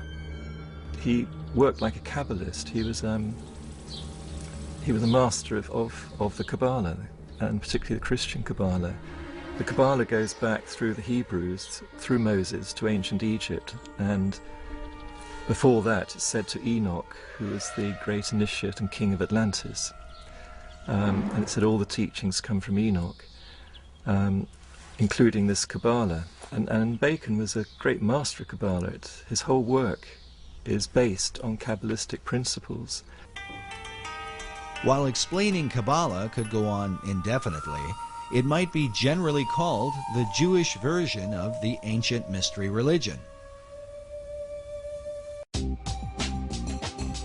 In the modern world, Kabbalah has gained popularity among celebrities and is practiced by Barbra Streisand, Mick Jagger, Roseanne Barr, Britney Spears, Jeff Goldblum, Elizabeth Taylor, Paris Hilton, Demi Moore, Winona Ryder, and of course Madonna, who has become a principal spokesman, much to the objection of some traditional Jews. In short, Kabbalah is designed to lead mankind to perfection, where man becomes a godlike being. It is a system that goes hand in hand with the concept of building paradise on earth. Sir Francis Bacon, the great Kabbalist, believed that the pursuit of science, or knowledge, was the way to achieve this great work. Most schoolboys used to know who Francis Bacon was and what he contributed to our knowledge today, and it was the method of science. Well, his first most public and fundamental effect he had was to form the basis of modern science, which is the experimental method. So he promoted what Socrates had also promoted, which was to not just think in your mind and argue, through arguments and so on, which is an Aristotelian method, but actually go out and look what is there in reality, in nature, and study nature and derive your thoughts and ideas from that and base experiments on that to see if they work. Then if they work and if they're useful, and they're proved useful over a length of time, then you might consider you've got perhaps a bit of truth, and then you build on that. Well, up to Bacon's time, most of what one could call science, which was not really properly existing as such, except in the mystery schools, in all university, academia and so on, was just producing arguments after arguments. You see, up until Bacon's day, it was the church that was in control, and in fact the church was in control up until about the 1800s. So the church was in control, but the church hierarchy wasn't necessarily pure Christian. There was a lot of people that were there because they could handle 3 or 4 languages and they had great intellect, but were they Christians? Real Christians? No, likely they were not. They knew their scripture, of course, but they were operating by the world system, and so the world system corrupted them. This corruption extended to their powers of discernment. While the Bible teaches that men should prove all things, many church academics in the Middle Ages trusted in an unsound method of deductive reasoning, based upon a faulty understanding of the Scriptures. And typically it would go this way, to give an example. They would take from the book of Acts where it says, and the gospel was preached to the whole world. That's one statement. Now the common statement that goes with that is, but the disciples and the apostles never went to the whole world. And therefore you could deduce from those two statements that, well, there were no people on the other side of the world to preach to. You see? Well, obviously were, because the explorers found there were people in Australia and Tasmania. Years later they found that. So there were other people on the other side of the world. So you see, they got the wrong deduction using that method of deduction, and that's what Francis Bacon pointed out. He said there's so much nonsense. And so Bacon set out to establish a scientific method, one by which mankind might achieve all knowledge. Through this method, Bacon sought to bring forth a light that would eventually disclose and bring into sight all that is most hidden and secret in the universe. But first, he would have to find a way to overcome the stubborn traditions employed by the academics of his day, who would rather debate than examine. Bacon gives a great example in exasperation. When he was at university, he saw that there were professors and students spent 3 or 4 years debating how many teeth a horse has.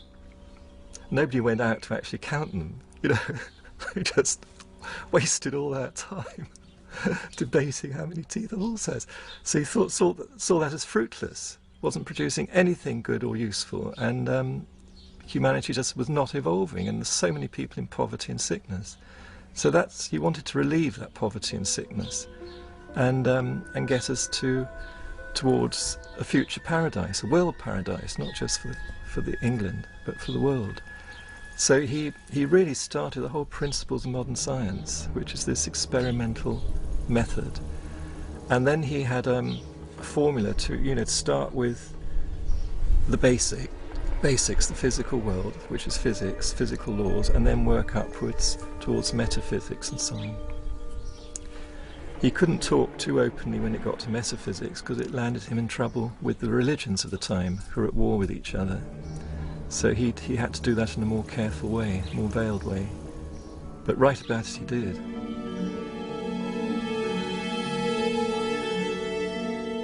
Bacon's metaphysical ideas led him into teachings that would have been condemned by both the Catholic and Protestant churches of his day. He is said to have made contact with the spirit realm, and that upon hearing a heavenly voice, he was given his life's work.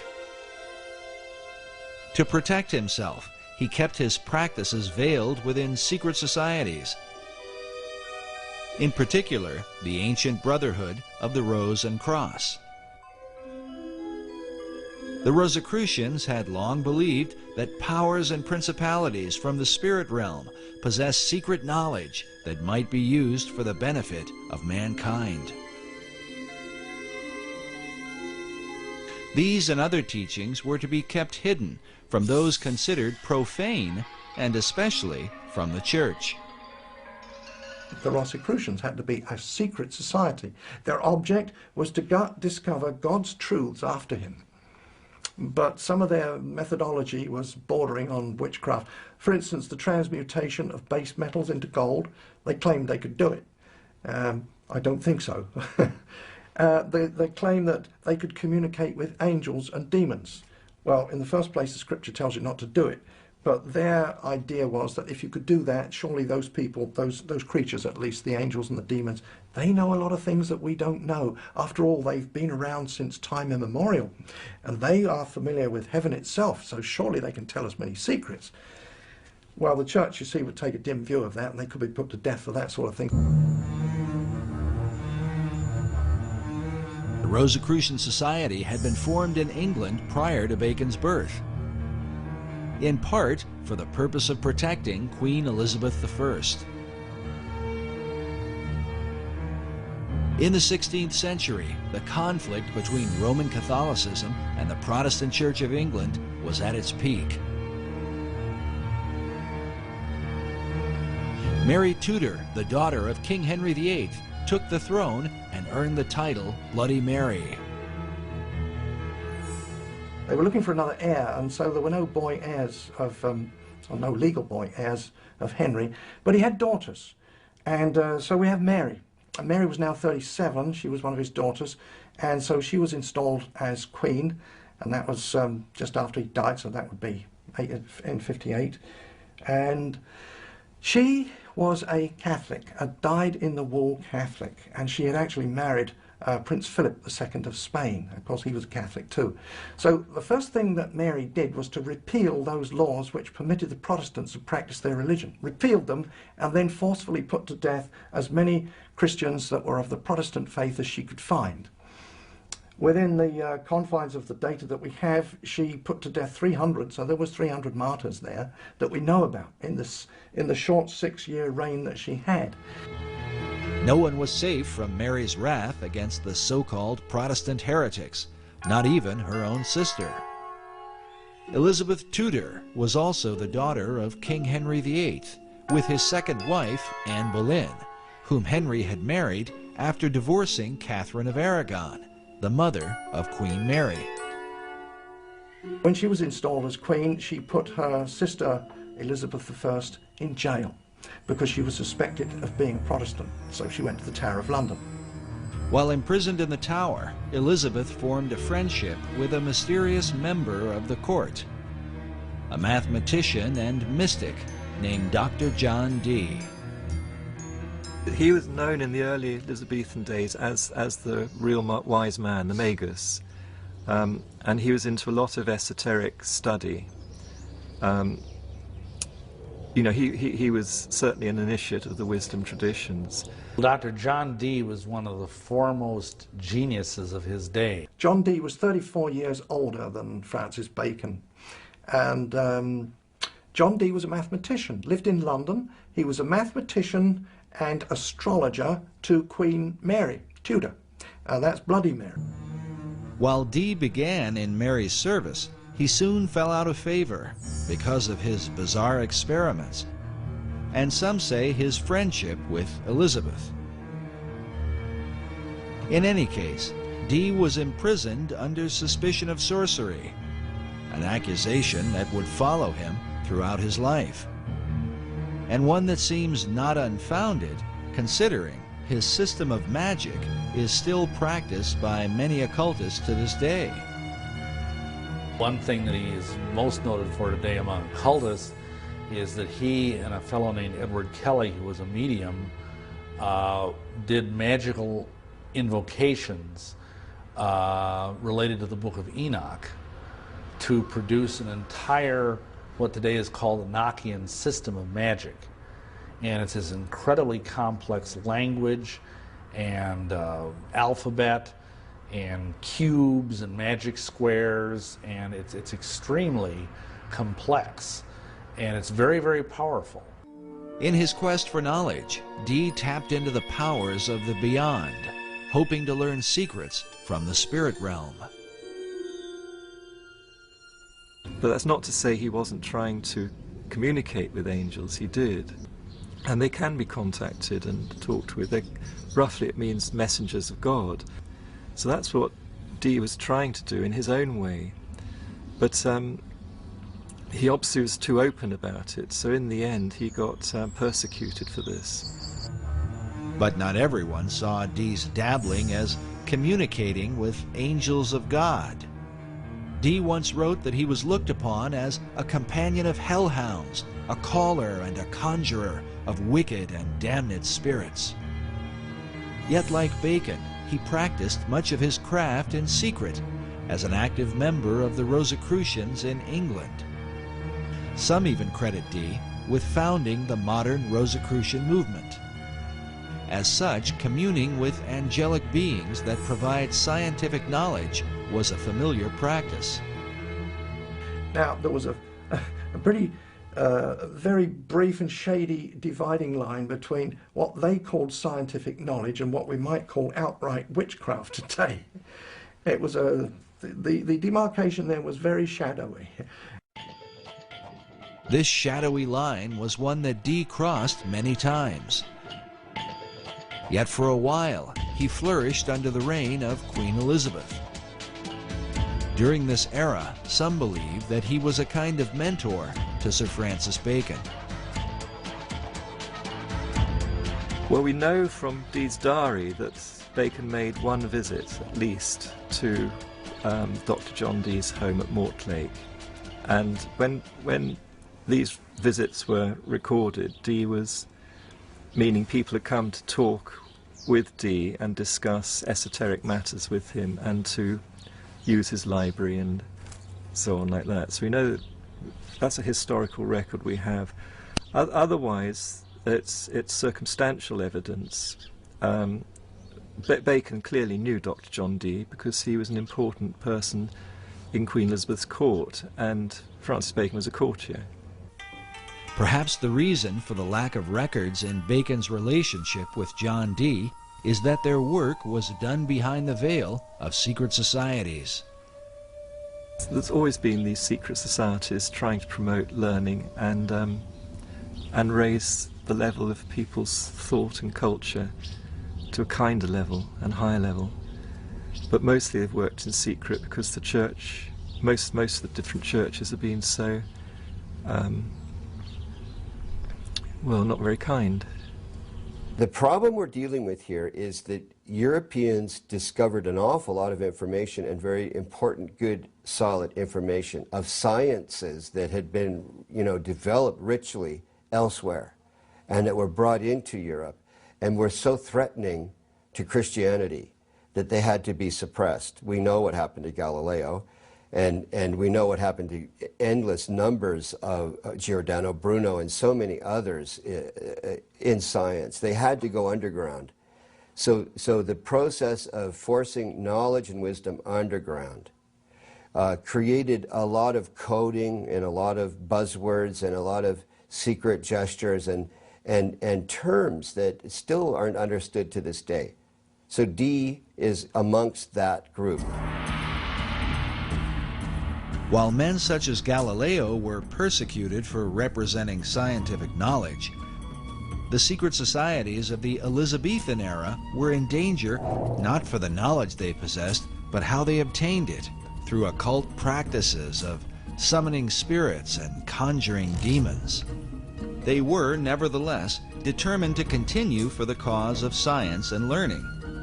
Dr. John Dee led the way in this arena. His method became known as angel magic because of his contact with spirits that Dee believed were sometimes good and sometimes evil. At one point, Dee's angels compelled him to visit the Holy Roman Emperor, Rudolph II, and tell him that he was wicked and that if he did not repent, God would throw him down.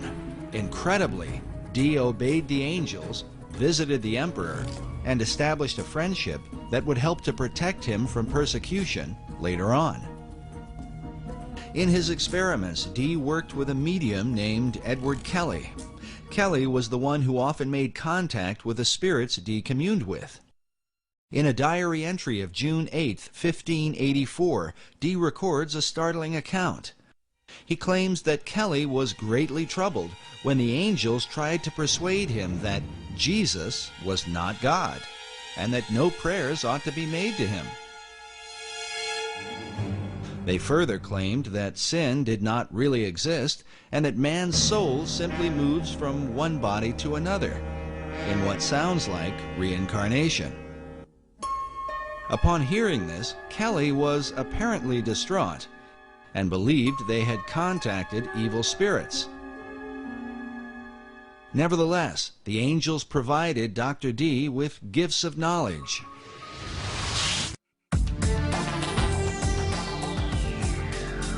Dee was the first to apply Euclidean geometry to navigation. He built the instruments for and trained the first-rate navigators. He is credited with coining the word Britannia, or Britain, and his influence laid the foundation for what would become the British Empire. He made his own maps and is said to have charted the northeast and northwest passages in his attempts to increase the wealth of England by gaining access to the New World. And believe it or not, the New World has been secretly influenced by his example. John Dee is considered the original wizard.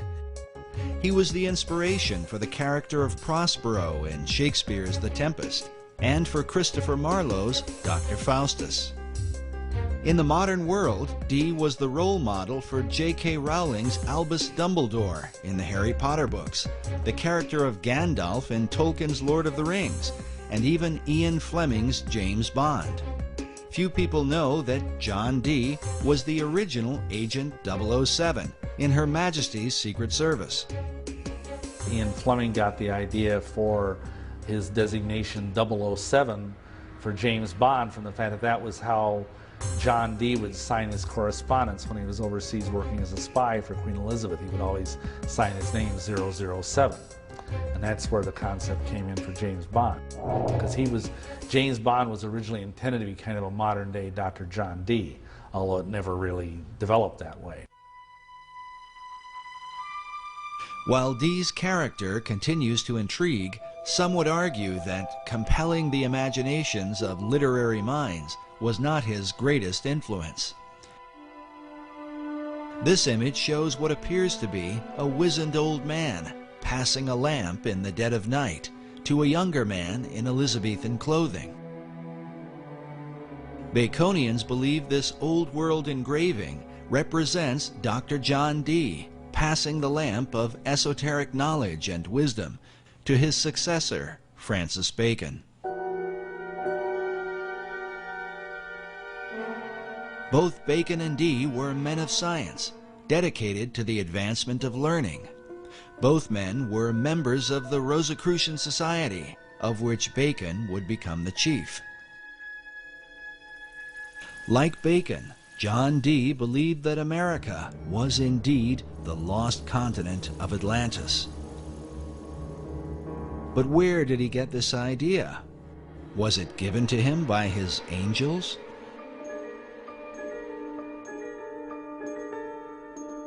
And did he pass this concept on to Francis Bacon? We can only speculate. But when Queen Elizabeth took the throne, the dream of colonizing this new Atlantis would come closer to being a reality. When Bloody Mary, as she was called, this was Mary Tudor, who had been now on the throne and persecuting the Christians, and she died, perhaps ironically, with a false pregnancy. And so when she died in 1558, then after that, Elizabeth I came in as queen. And so there were questions of what day should be chosen for Elizabeth's coronation. The coronation of a new ruler was an important event, the timing of which, it was believed, could determine the success or failure of a monarch's reign. To ensure her good fortune, Elizabeth called upon her old friend, Dr. John Dee. He was the Queen's astrologer too. He computed the date for her to be crowned. Astrology in those days didn't mean necessarily what we understand it to mean today. There were some odd things about it, but there was a study of the stars that we would call today astronomy. So they had to know about the movements of the stars and the planets, and they were pretty knowledgeable about that. So it was a strange mixture of astrology and astronomy. So that's what he was doing. It's debatable how the efforts of Dee's astrology impacted the course of England. But when the new queen took the throne, it marked the beginning of an unprecedented era in English history. During this time, the language of the New World would be transformed, ancient knowledge would unfold, and the course of the philosophic empire would be established. The modern world would be changed forever, largely because of Queen Elizabeth I. And she was bright. This was Queen Elizabeth of England, one of the brightest queens that England has ever had. Whether she was a true Christian or not was perhaps doubtful, but at least she did support the Protestant cause and not the Catholic one.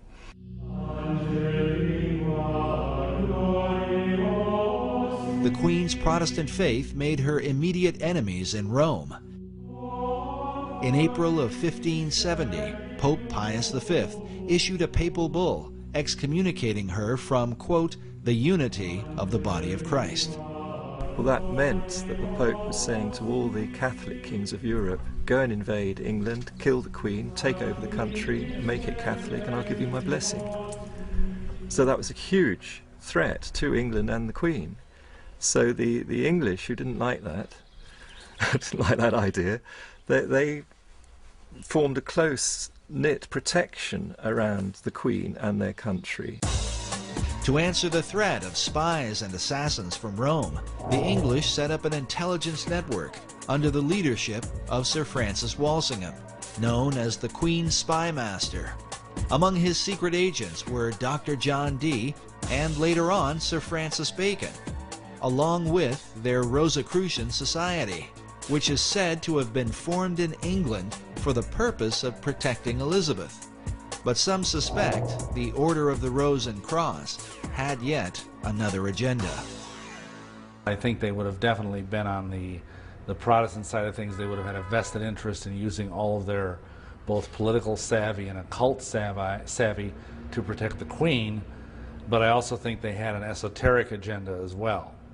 This society had a very esoteric base. Behind it had links with the wisdom societies, the wisdom traditions throughout Europe, and inherited a lot of that wisdom light being passed on. And so they had an inner program which was to try to raise consciousness of society. According to Bacon, Rosicrucianism seemed to represent the very heart and focus of the entire New Atlantis concept.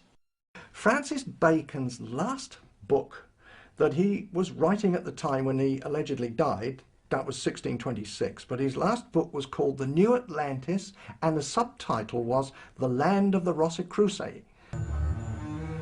Why the Land of the Rosicrucians, or Rosicrucians? Why did Bacon deem their influence to be so important? Rosicrucianism gets its name from the symbols, the main symbols used, and that's the rose and the cross. But these are very ancient symbols. They go back long way in time, and being used by different societies for thousands of years. In the hands of different societies, the symbol has been interpreted in a variety of ways. There is the decipherment of the rose that received much attention in Dan Brown's Da Vinci Code. The rose is a symbol of secrecy, and the term in Latin that characterized the relationship of the rose to secrecy was sub rosa, meaning under the rose. So secret orders world round, when they swear to secrecy, swear sub rosa. The secrecy of the rose represents the hidden knowledge of the ancient mystery religion, while the cross symbolizes Christianity. The combining of these two is what defines the belief of nearly all the secret orders. The symbology there is the infusion of all this Eastern Persian spirituality into Christianity. Was this fusion of beliefs a part of Bacon's plan? And what sort of impact could it have? The Reformers argued that the mixture of paganism and Christianity is what produced the Dark Ages. Would Bacon's program of the Rose and Cross be a blessing or a curse? And how would this whole thing be carried out?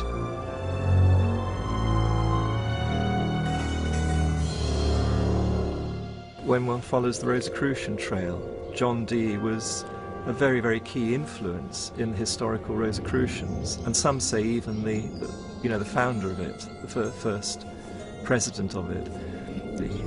But at some point, the presidency was given over to Francis Bacon, and he was in charge of the Rosicrucians, not just in England, but it spread right through Europe, and was following Bacon's particular program. And outwardly Bacon called his program the advancement of proficience of learning. This advancement of learning represented Bacon's desire to transform the world through knowledge. But he recognized that the key to obtaining knowledge was in a people's ability to communicate. As such, Bacon worked to reform the English language in ways never before realized. And it is a bit strange that the English language, as crude as it was in the time of Bacon's youth, by the time he died, it was becoming one of the most refined languages. But in England at that time, the English was dreadful. It was garbled with all kinds of different dialects, because if you think about it, England was made up of the Saxons, the Danes, the Gauls who had invaded, they were the Frenchmen, and they had a whole mixture of languages. So very often one Englishman could not communicate with another. To address the problem, Bacon surrounded himself with writers and poets who were like-minded. All these people, these kind of intellectual people, they all read and wrote in Latin, but they said, look, we need an English language. We're going to be a great country. So they needed a language and literature. So how to develop that skill? And that's what, I think that's principally what Bacon did. He gathered around him a literary society, you know, writers, poets, artists as well. And some of them were employed to, as part of the Secret Service of Queen Elizabeth. And they had communications with people all over Europe, in all the different countries of Europe. And from their letters they derived the roots of new English words, which they invented and put out. These new words were put out through a variety of literary works, books and poems and plays of the theater. Bacon's circle of writers and poets were largely responsible for the explosion of English literature during the Elizabethan era. They included such notable authors as Ben Jonson, Christopher Marlowe, Sir Walter Raleigh, and Edmund Spenser, to name a few. In addition, Bacon was dedicated to bringing the sacred knowledge of the ancient world to English-speaking people, knowledge otherwise kept hidden by the barriers of language. When he died, and subsequent to that, they've culled together at least 2,000 books. Not books that he wrote, because obviously one man couldn't write that number, but he had what he called a scriptorium. These were scribes who he paid to write for him. When he was the Lord High Chancellor of England, he had wealth, and he used to pay the scriptorium, these scribes, and he paid people to translate the classic books, Homer's Iliad, all the old Greek, the Roman classics, and all those classics, Livy, translate them all into English and put them in books. It turns out too that Bacon had a printing press. He had a factory with using brass plates for printing. That was his own thing. Nobody knew about that until rather recently. But nevertheless, there were 2,000 works that we know of that passed through his hands in one way or another to give literacy to the English public. Printing presses to make these books available to many people at a cheap price. But Bacon's purpose and that of his literary society was to prepare the people of the old world to colonize the land of the new. As the term colonization scheme suggests, the launching of Bacon's plan for America was not by chance, but by design. It could be said that his great scheme began at an early age, perhaps when he was sent by Queen Elizabeth I to the court of France, where he was inspired by the example of the French poets.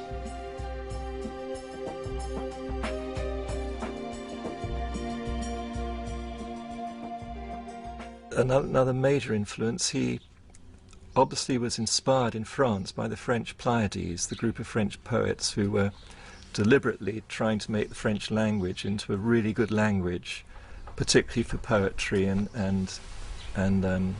writings and so on of that sort. And Bacon spent several years at the French court, came back very inspired and wanted to do the same thing for the English language.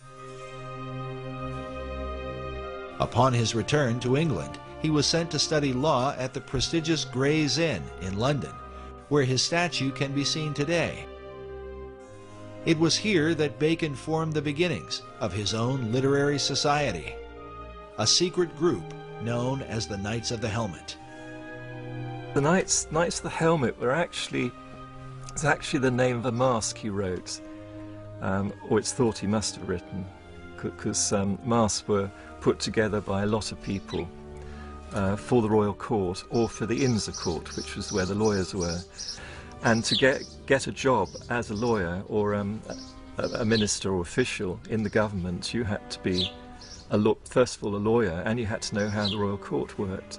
So every year they had to put on huge celebrations imitating the royal court, and part of that celebration was masks. And many people were involved in creating these entertainments with their masks. Francis Bacon was just one of them, but he became a key one, and he wrote quite a lot of the mask material, which one can identify. You know, once you get to know Bacon and his writings, you can identify what was done. And he's acclaimed by the lawyers as being the great one who inspired them and led them and wrote for them, you know. But the Knights of the Helmets was the name of one of the masks at a key moment when the whole Shakespeare authorship, the name the Shakespeare was being used for the first time. The Knights of the Helmet took as their inspiration the Greek goddess Pallas Athena, who carried a spear and who wore a great helmet, a symbol of secrecy. According to tradition, one that wears the helmet of Athena becomes invisible. And they had to swear allegiance to it. And not only that, Athena, the goddess Athena, carried a spear that she shook in the eyes of ignorance. And she was one of the greatest goddesses among the Greeks, ruling through intellect and man's wisdom. Even as Dr. John Dee had been inspired by angelic beings, some researchers believe that a spiritual encounter with Pallas Athena gave Bacon the inspiration for his life's work. Well, in some of those cipher writings that he had written, he writes there how this, he heard an heavenly voice. The voice he heard inspired him towards secrecy and to imitate the work of God. The Divine Majesty takes delight to hide his work, according to the innocent play of children. Surely for thee to follow the example of the Most High God cannot be censored. Therefore put away popular applause, and after the manner of Solomon the king, compose a history of thy time, and fold it into enigmatical writings and cunning mixtures of the theatre. That was his mission in life. And for the rest of Bacon's life, he was dedicated to that one purpose. Baconian scholars believe that Bacon's revelation led him to develop a series of theatrical works that would teach the English people and transform them into a nation that could one day dominate the world and resurrect the Atlantean dream. Believing that he put away popular applause as his heavenly voice had commanded, he is said to have written behind the identity of William Shakespeare. Shakespeare is a synonym for Apollo and Pallas Athena. They're both known as shakers of the spear in classical tradition, and the spear represents a ray of light, a ray of wisdom, and they shake that spear at the dragon of ignorance. Exactly what Ben Jonson says in his preface to the Shakespeare Folio, to shake a lance at the dragon of ignorance. And this is the role of an Apollo or Pallas Athena. And they have always been the muses of the other 9 muses, who themselves are the muses of all the writers, poets, artists, and so on in history.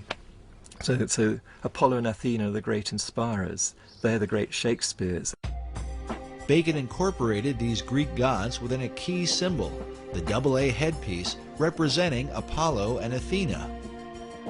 Usually one of the A's is shaded, denoting a light and dark side.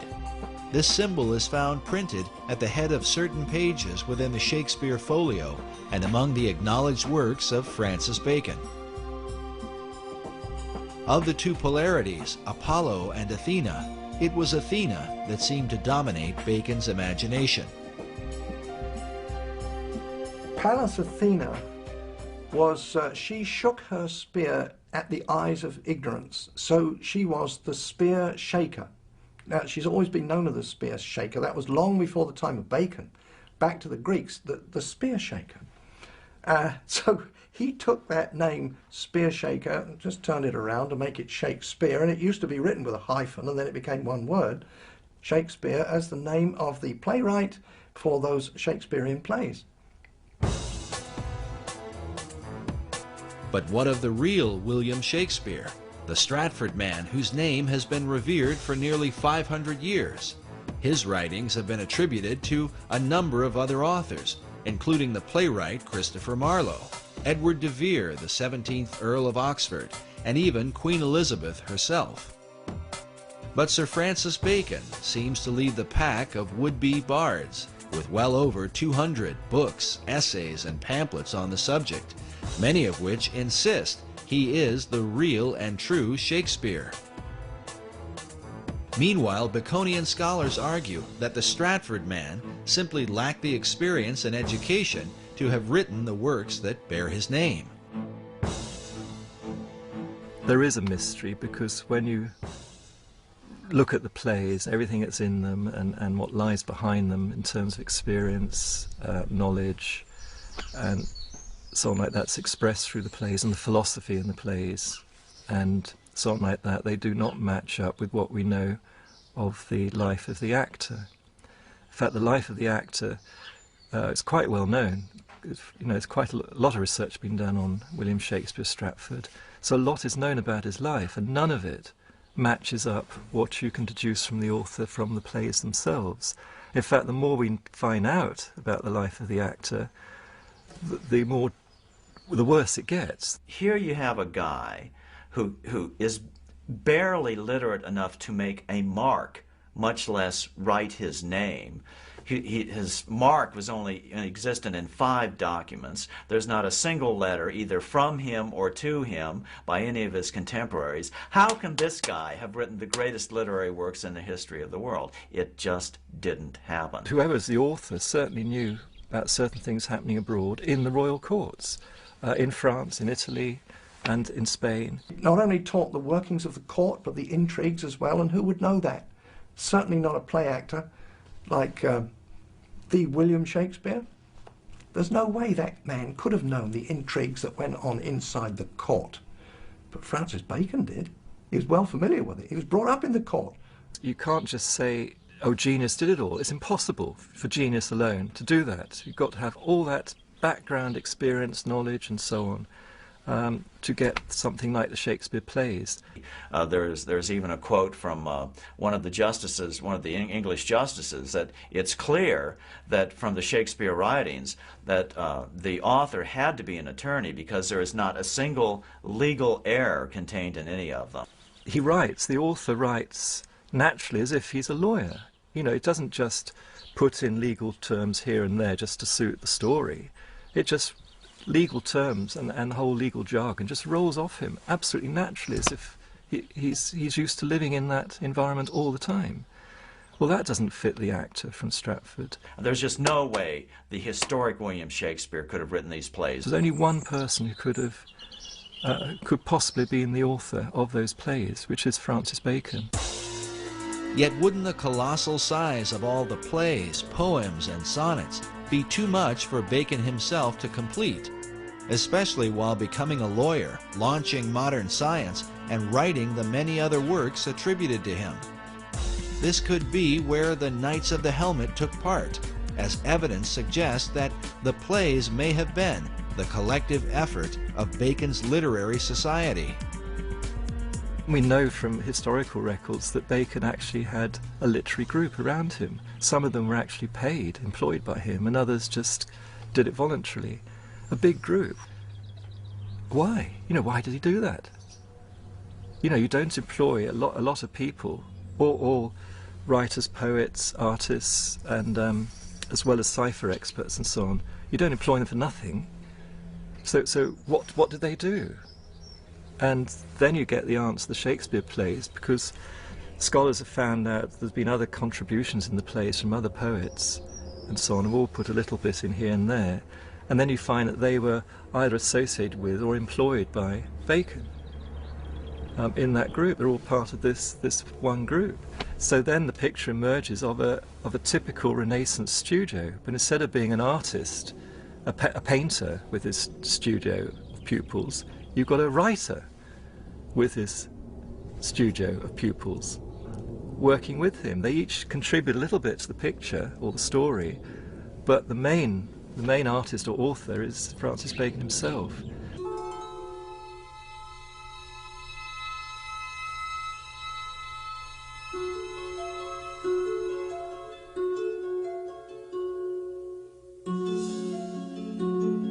But in the town of Stratford-upon-Avon, people come from all over the world to view the birthplace of the man considered to be the greatest literary mind of all time.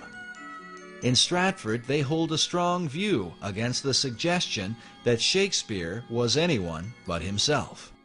It's a conspiracy theory, and it's all aimed at toppling the greatest writer who's ever lived. There is a Shakespearean trust in England, and these are people who are dedicated to the cause of supporting and maintaining that William Shakespeare, the actor, was the actual playwright. I think it's highly unlikely. Dr. Paul Edmondson is the head of education at the Shakespeare Birthplace Trust in Stratford-upon-Avon. In this debate, he is known as a Stratfordian, not just because of where he lives, but because of his traditional view of Shakespeare. The Stratfordians are considered the academic adversaries of Baconians. We asked Dr. Edmondson to comment on the Bacon-Shakespeare theory. It first occurred in 1785. A vicar just outside Stratford got to the age of 80, and then there's some report of him burning the papers that he'd been working on, as if in his later years he just kind of renounced any theory that he had about Bacon. It was taken up in 1856 by, what a surprise, Delia Bacon, no descendant, but she wanted to prove that Bacon wrote the plays. She even went as far as having herself locked in Holy Trinity Church to dig up the grave of Shakespeare, convinced that some manuscripts would have been inside the grave saying, "I did not write the plays, it was Bacon instead." And she didn't get as far as digging up the corpse of Shakespeare, and later she went mad after the publication of her book. But her book was groundbreaking. She had good support from Nathaniel Hawthorne, Mark Twain. She knew literary figures in the States. Mark Twain was certainly convinced that the historic William Shakespeare did not write the Shakespeare plays, and this is a guy. How can you deny his conclusions? He had the money to investigate it. He had the time to investigate it. He's not known as a crackpot in any other venue. In 1909, Twain took up the Bacon-Shakespeare controversy with his own book titled Is Shakespeare Dead?, in which he questions the reputation of the Stratford actor in his lifetime. He's saying that in Shakespeare's own life, no one regarded him as being important or famous or a brilliant playwright or anything like that. It was only 2 or 3 generations after his death that suddenly the historic William Shakespeare became a big deal. So however, the plays enjoyed immediate success and immediate prominence. So how do you explain that? That's simply not true. There's all sorts of evidence that he died and that he was remembered after his death. First of all, there's the very significant memorial bust in Holy Trinity Church, which not only is an early likeness of Shakespeare to give us a sense of what the man actually looked like, but it also mentions him as a great writer. On the inscription of the monument, "See living art," but paid to serve his wit. I'm paraphrasing there, but it mentions living art and looking at the page rather than the monument, which is an echo of, or prefigures possibly, the commendatory verse of Ben Jonson, Shakespeare's friend and contemporary playwright, at the front of the first folio. The first folio is the first time Shakespeare's works are gathered together after his death by his friends. That's crucial. What is equally crucial is that the 2 tributes mentioned by Dr. Edmondson did not come about until years after Shakespeare's death. Other great writers of the time, like poet Ben Jonson, were given more immediate recognition within months of their passing. Just as importantly, the great folio assembled by Shakespeare's friends 7 years after his death contains what many believe to be some important clues. 19th century author W.F.C. Wigston referred to William Shakespeare as Phantom Captain Shakespeare, the Rosicrucian Mask. This may have been partly due to the world-famous Droeshout portrait that appears on the front of the original Great Folio of 1623. Note the presence of a line extending from the jawline of Shakespeare to the bottom of his left ear, as if to suggest the face were simply a mask. If this seems far-fetched, consider the dedication which appears beside it, written by poet Ben Jonson, a friend of both Shakespeare and Sir Francis Bacon. With a rather mysterious twist, Johnson concludes with the words, "Reader, look not on his picture, but his book." Why would Ben Jonson point the reader away from the face of Shakespeare and compel men to look upon the book instead? A dedication that seems to parallel the monument at Holy Trinity Church. On the inscription of the monument, "See living art, but paid to serve his wit." I'm paraphrasing there, but it mentions living art and looking at the page rather than the monument. Are these illusions made by the men who knew the real William Shakespeare, that he was simply a mask or front man for Francis Bacon? Bacon paid him off to go and keep his mouth shut. The monument at Holy Trinity Church refers to the page that serves Shakespeare's wit. But when one looks upon the page beneath his hand, it turns out to be blank. Some Baconians believe this is a secret code, alerting the reader that the Stratford man himself wrote nothing. The empty page is said to match the empty expression on the face of Shakespeare, who Baconians argue could barely write his name. It's actually a big embarrassment to, you could say, the academic fraternity that believe the actor wrote the plays.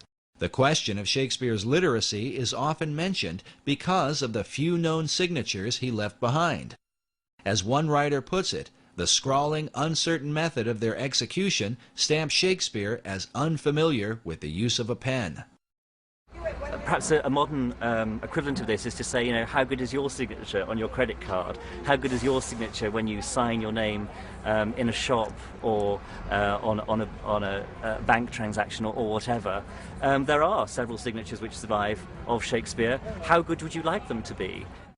While Baconians argue that Shakespeare lacked experience, Edmondson points out that, as the son of a glove maker, he was uniquely qualified. There's lots of references to different kinds of leather. For example, Feste's line in Act 3, Scene 1 of Twelfth Night about someone's wit being like a cheverel glove. Cheverel, as the son of a glove maker, Shakespeare would have known, is a kind of kid skin which stretches and stretches and stretches when you're making the gloves. It's a very soft, supple material to work with. And here you have it immersed in the wordplay of one of Shakespeare's clowns. Francis Bacon knew nothing about different kinds of leather, I would suggest. Actually, you could turn this whole thing on its head and say that Shakespeare wrote Bacon, which is something that a lot of people don't suggest, because why bother to do it that way around? One of the problems is the Shakespearean trust is that while these objections come up to William Shakespeare being the author of the plays, they refuse to investigate the contrary evidence which has been put forward to them. They refuse to look into it. They refuse to look into the cipher codes that Bacon incorporated in the first folios, for instance. Bacon uses this cipher in the Shakespeare work and his own, and in the work under his own name. But he also, in doing that, signs his name and the name of the Rosicrucian fraternity. This code system of writing he used all his entire life. The examination of the cipher codes in Shakespeare's plays have filled hundreds of books and essays over the last few centuries. But perhaps the most specific evidence are the presence of Baconian and Rosicrucian emblems in the Great Folio of 1623 and in earlier works by Shakespeare. Bacon's Light A and Dark A symbol appears, representing the two Shakespeares, Apollo and Athena.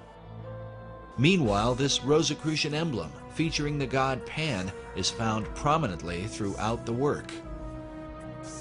Other mystical headpieces with Rosicrucian symbolism are found both in the Shakespeare Folio of 1623 and in works openly published by Sir Francis Bacon. The varied symbols and ciphers clearly mark the presence of Bacon and his Rosicrucian fraternity, while to what extent they were involved in the writing of the plays remains a matter of debate.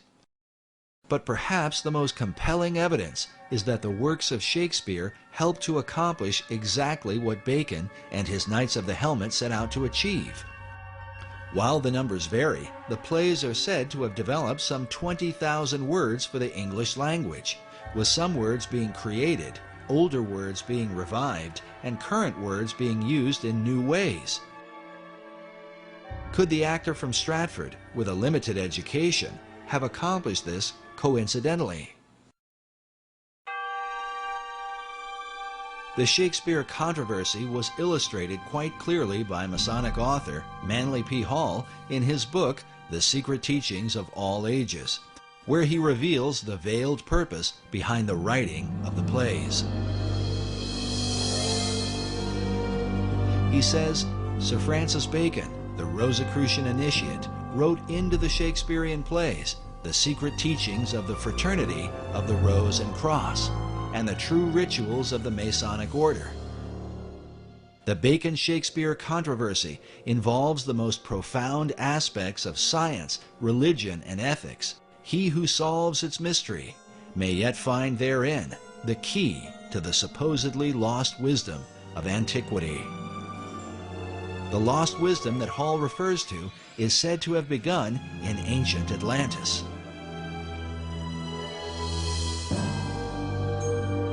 Is this the real key to understanding Shakespeare?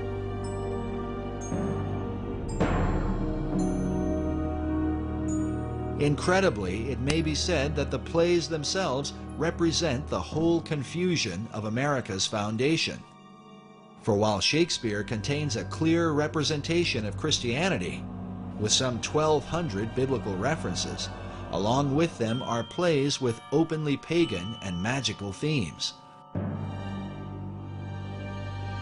Like the symbol of the Rose and Cross, the plays combine the teachings of Christianity with the wisdom of the mystery religion.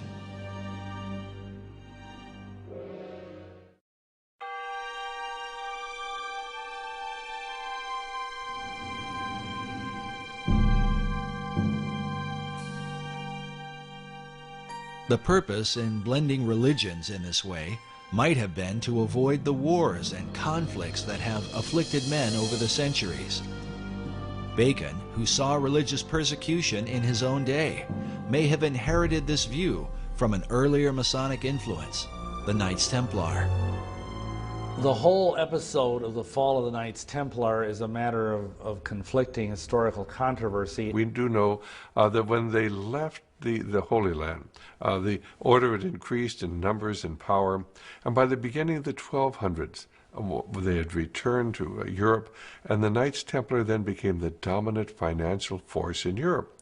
The Templars were the people that loaned the money.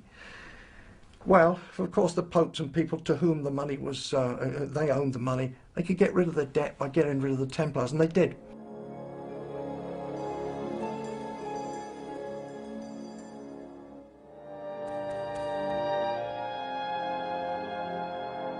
But in addition to the issue of debt, the Templars were accused for embracing certain religious doctrines they had picked up during their time in the Holy Land. It is said they began to combine the teachings of Christianity with the influence of Islam and Judaism, as well as spin-off cults known as the Yazidi and the Hashashin. What people did not understand is they had adopted the teachings of the ancient esoteric religions. And they were decreed by the Pope in 1308 in Europe and 1309 in England that the Templars should be disbanded, if not hunted down and killed. Many Templars were tortured under the Inquisition and even burned at the stake for heresy. But some of them escaped. And a lot of them, I think, went underground, because by no means did the dragnet, if you will, capture all of them. A lot of them fled to Scotland. They had to go into hiding.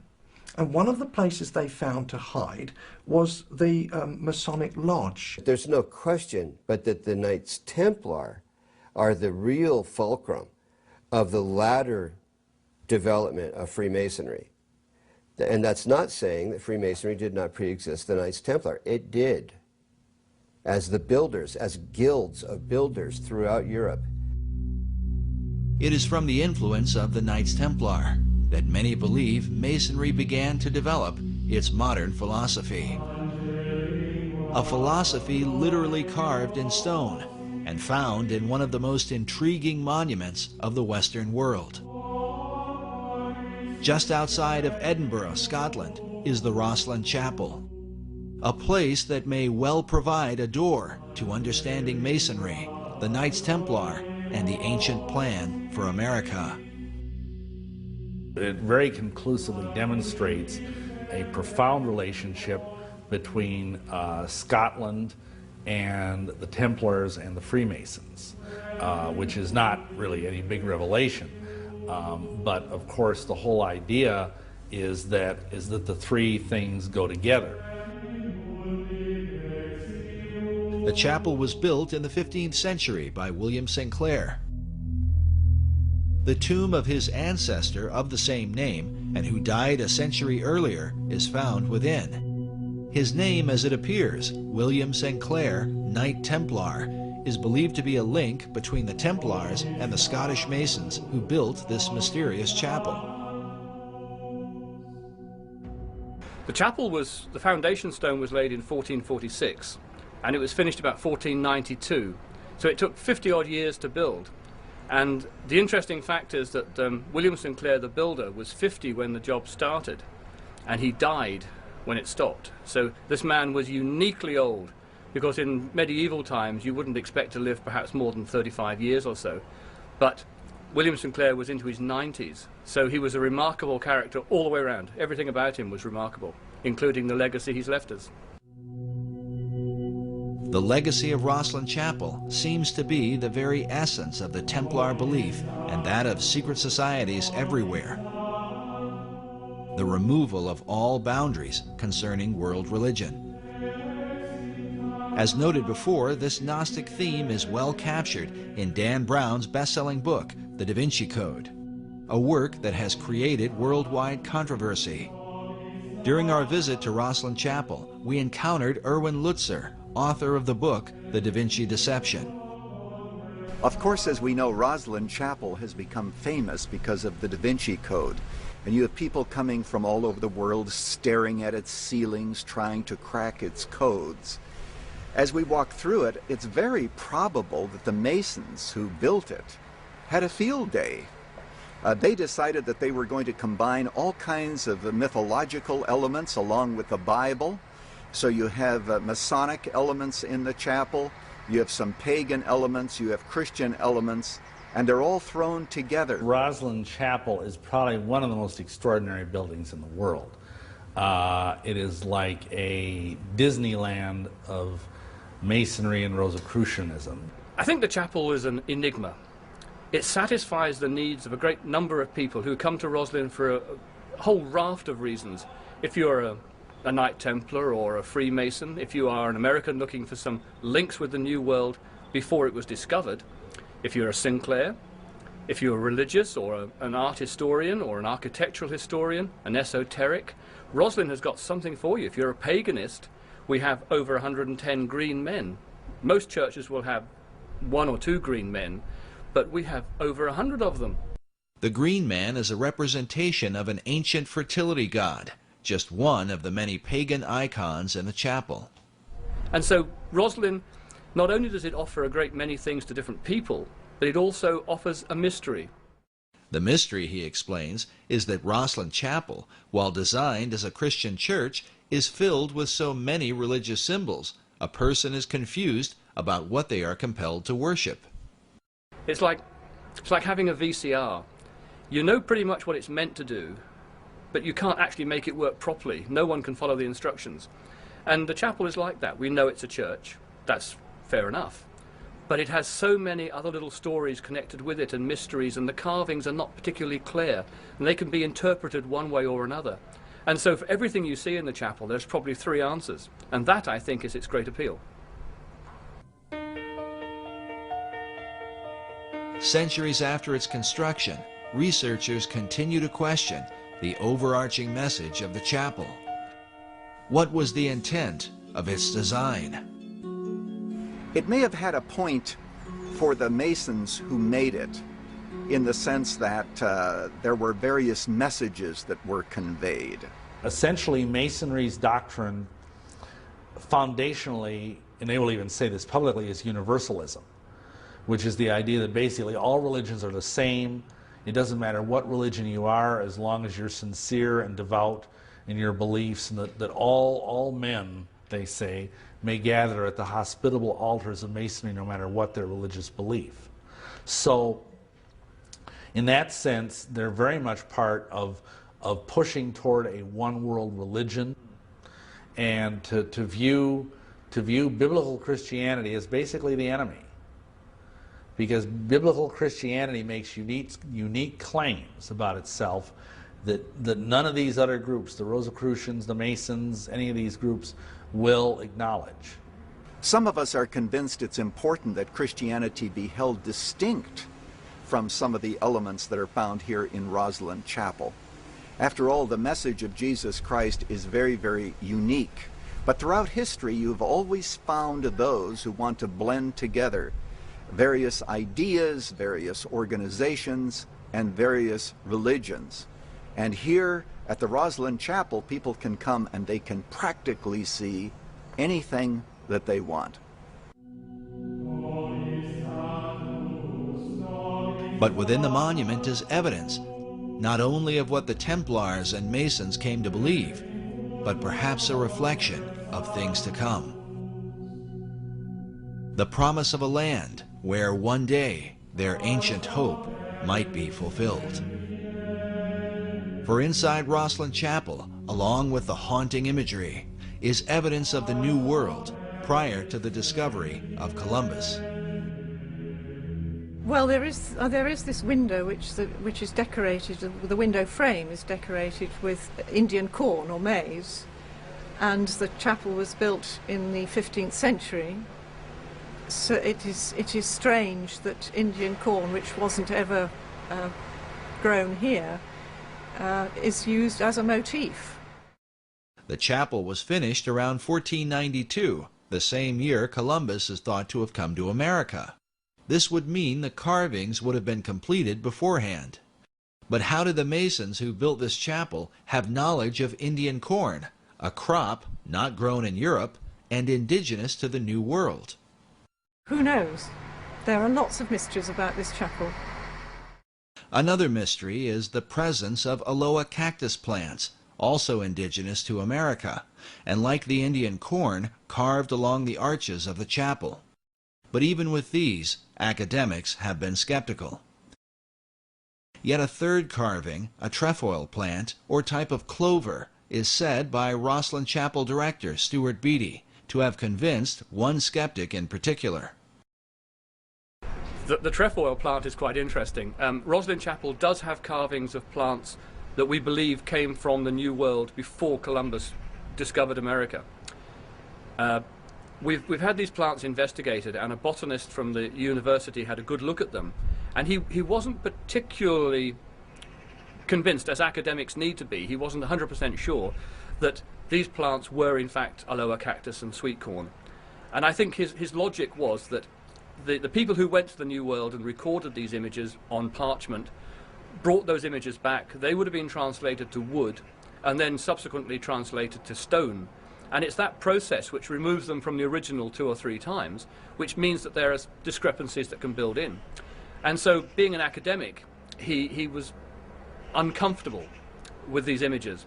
And when looking around the chapel, he suddenly, his eyes lit up, and he came and got me, and he said, whilst I was fairly unsure about the sweet corn and Aloha cactus as being honestly genuine, I have found a trefoil plant on what would have been the outside of the chapel at the time, but is now the baptistry, that would only have been found in the New World. Therefore, I am much more comfortable to say that the other plants are also honest and true.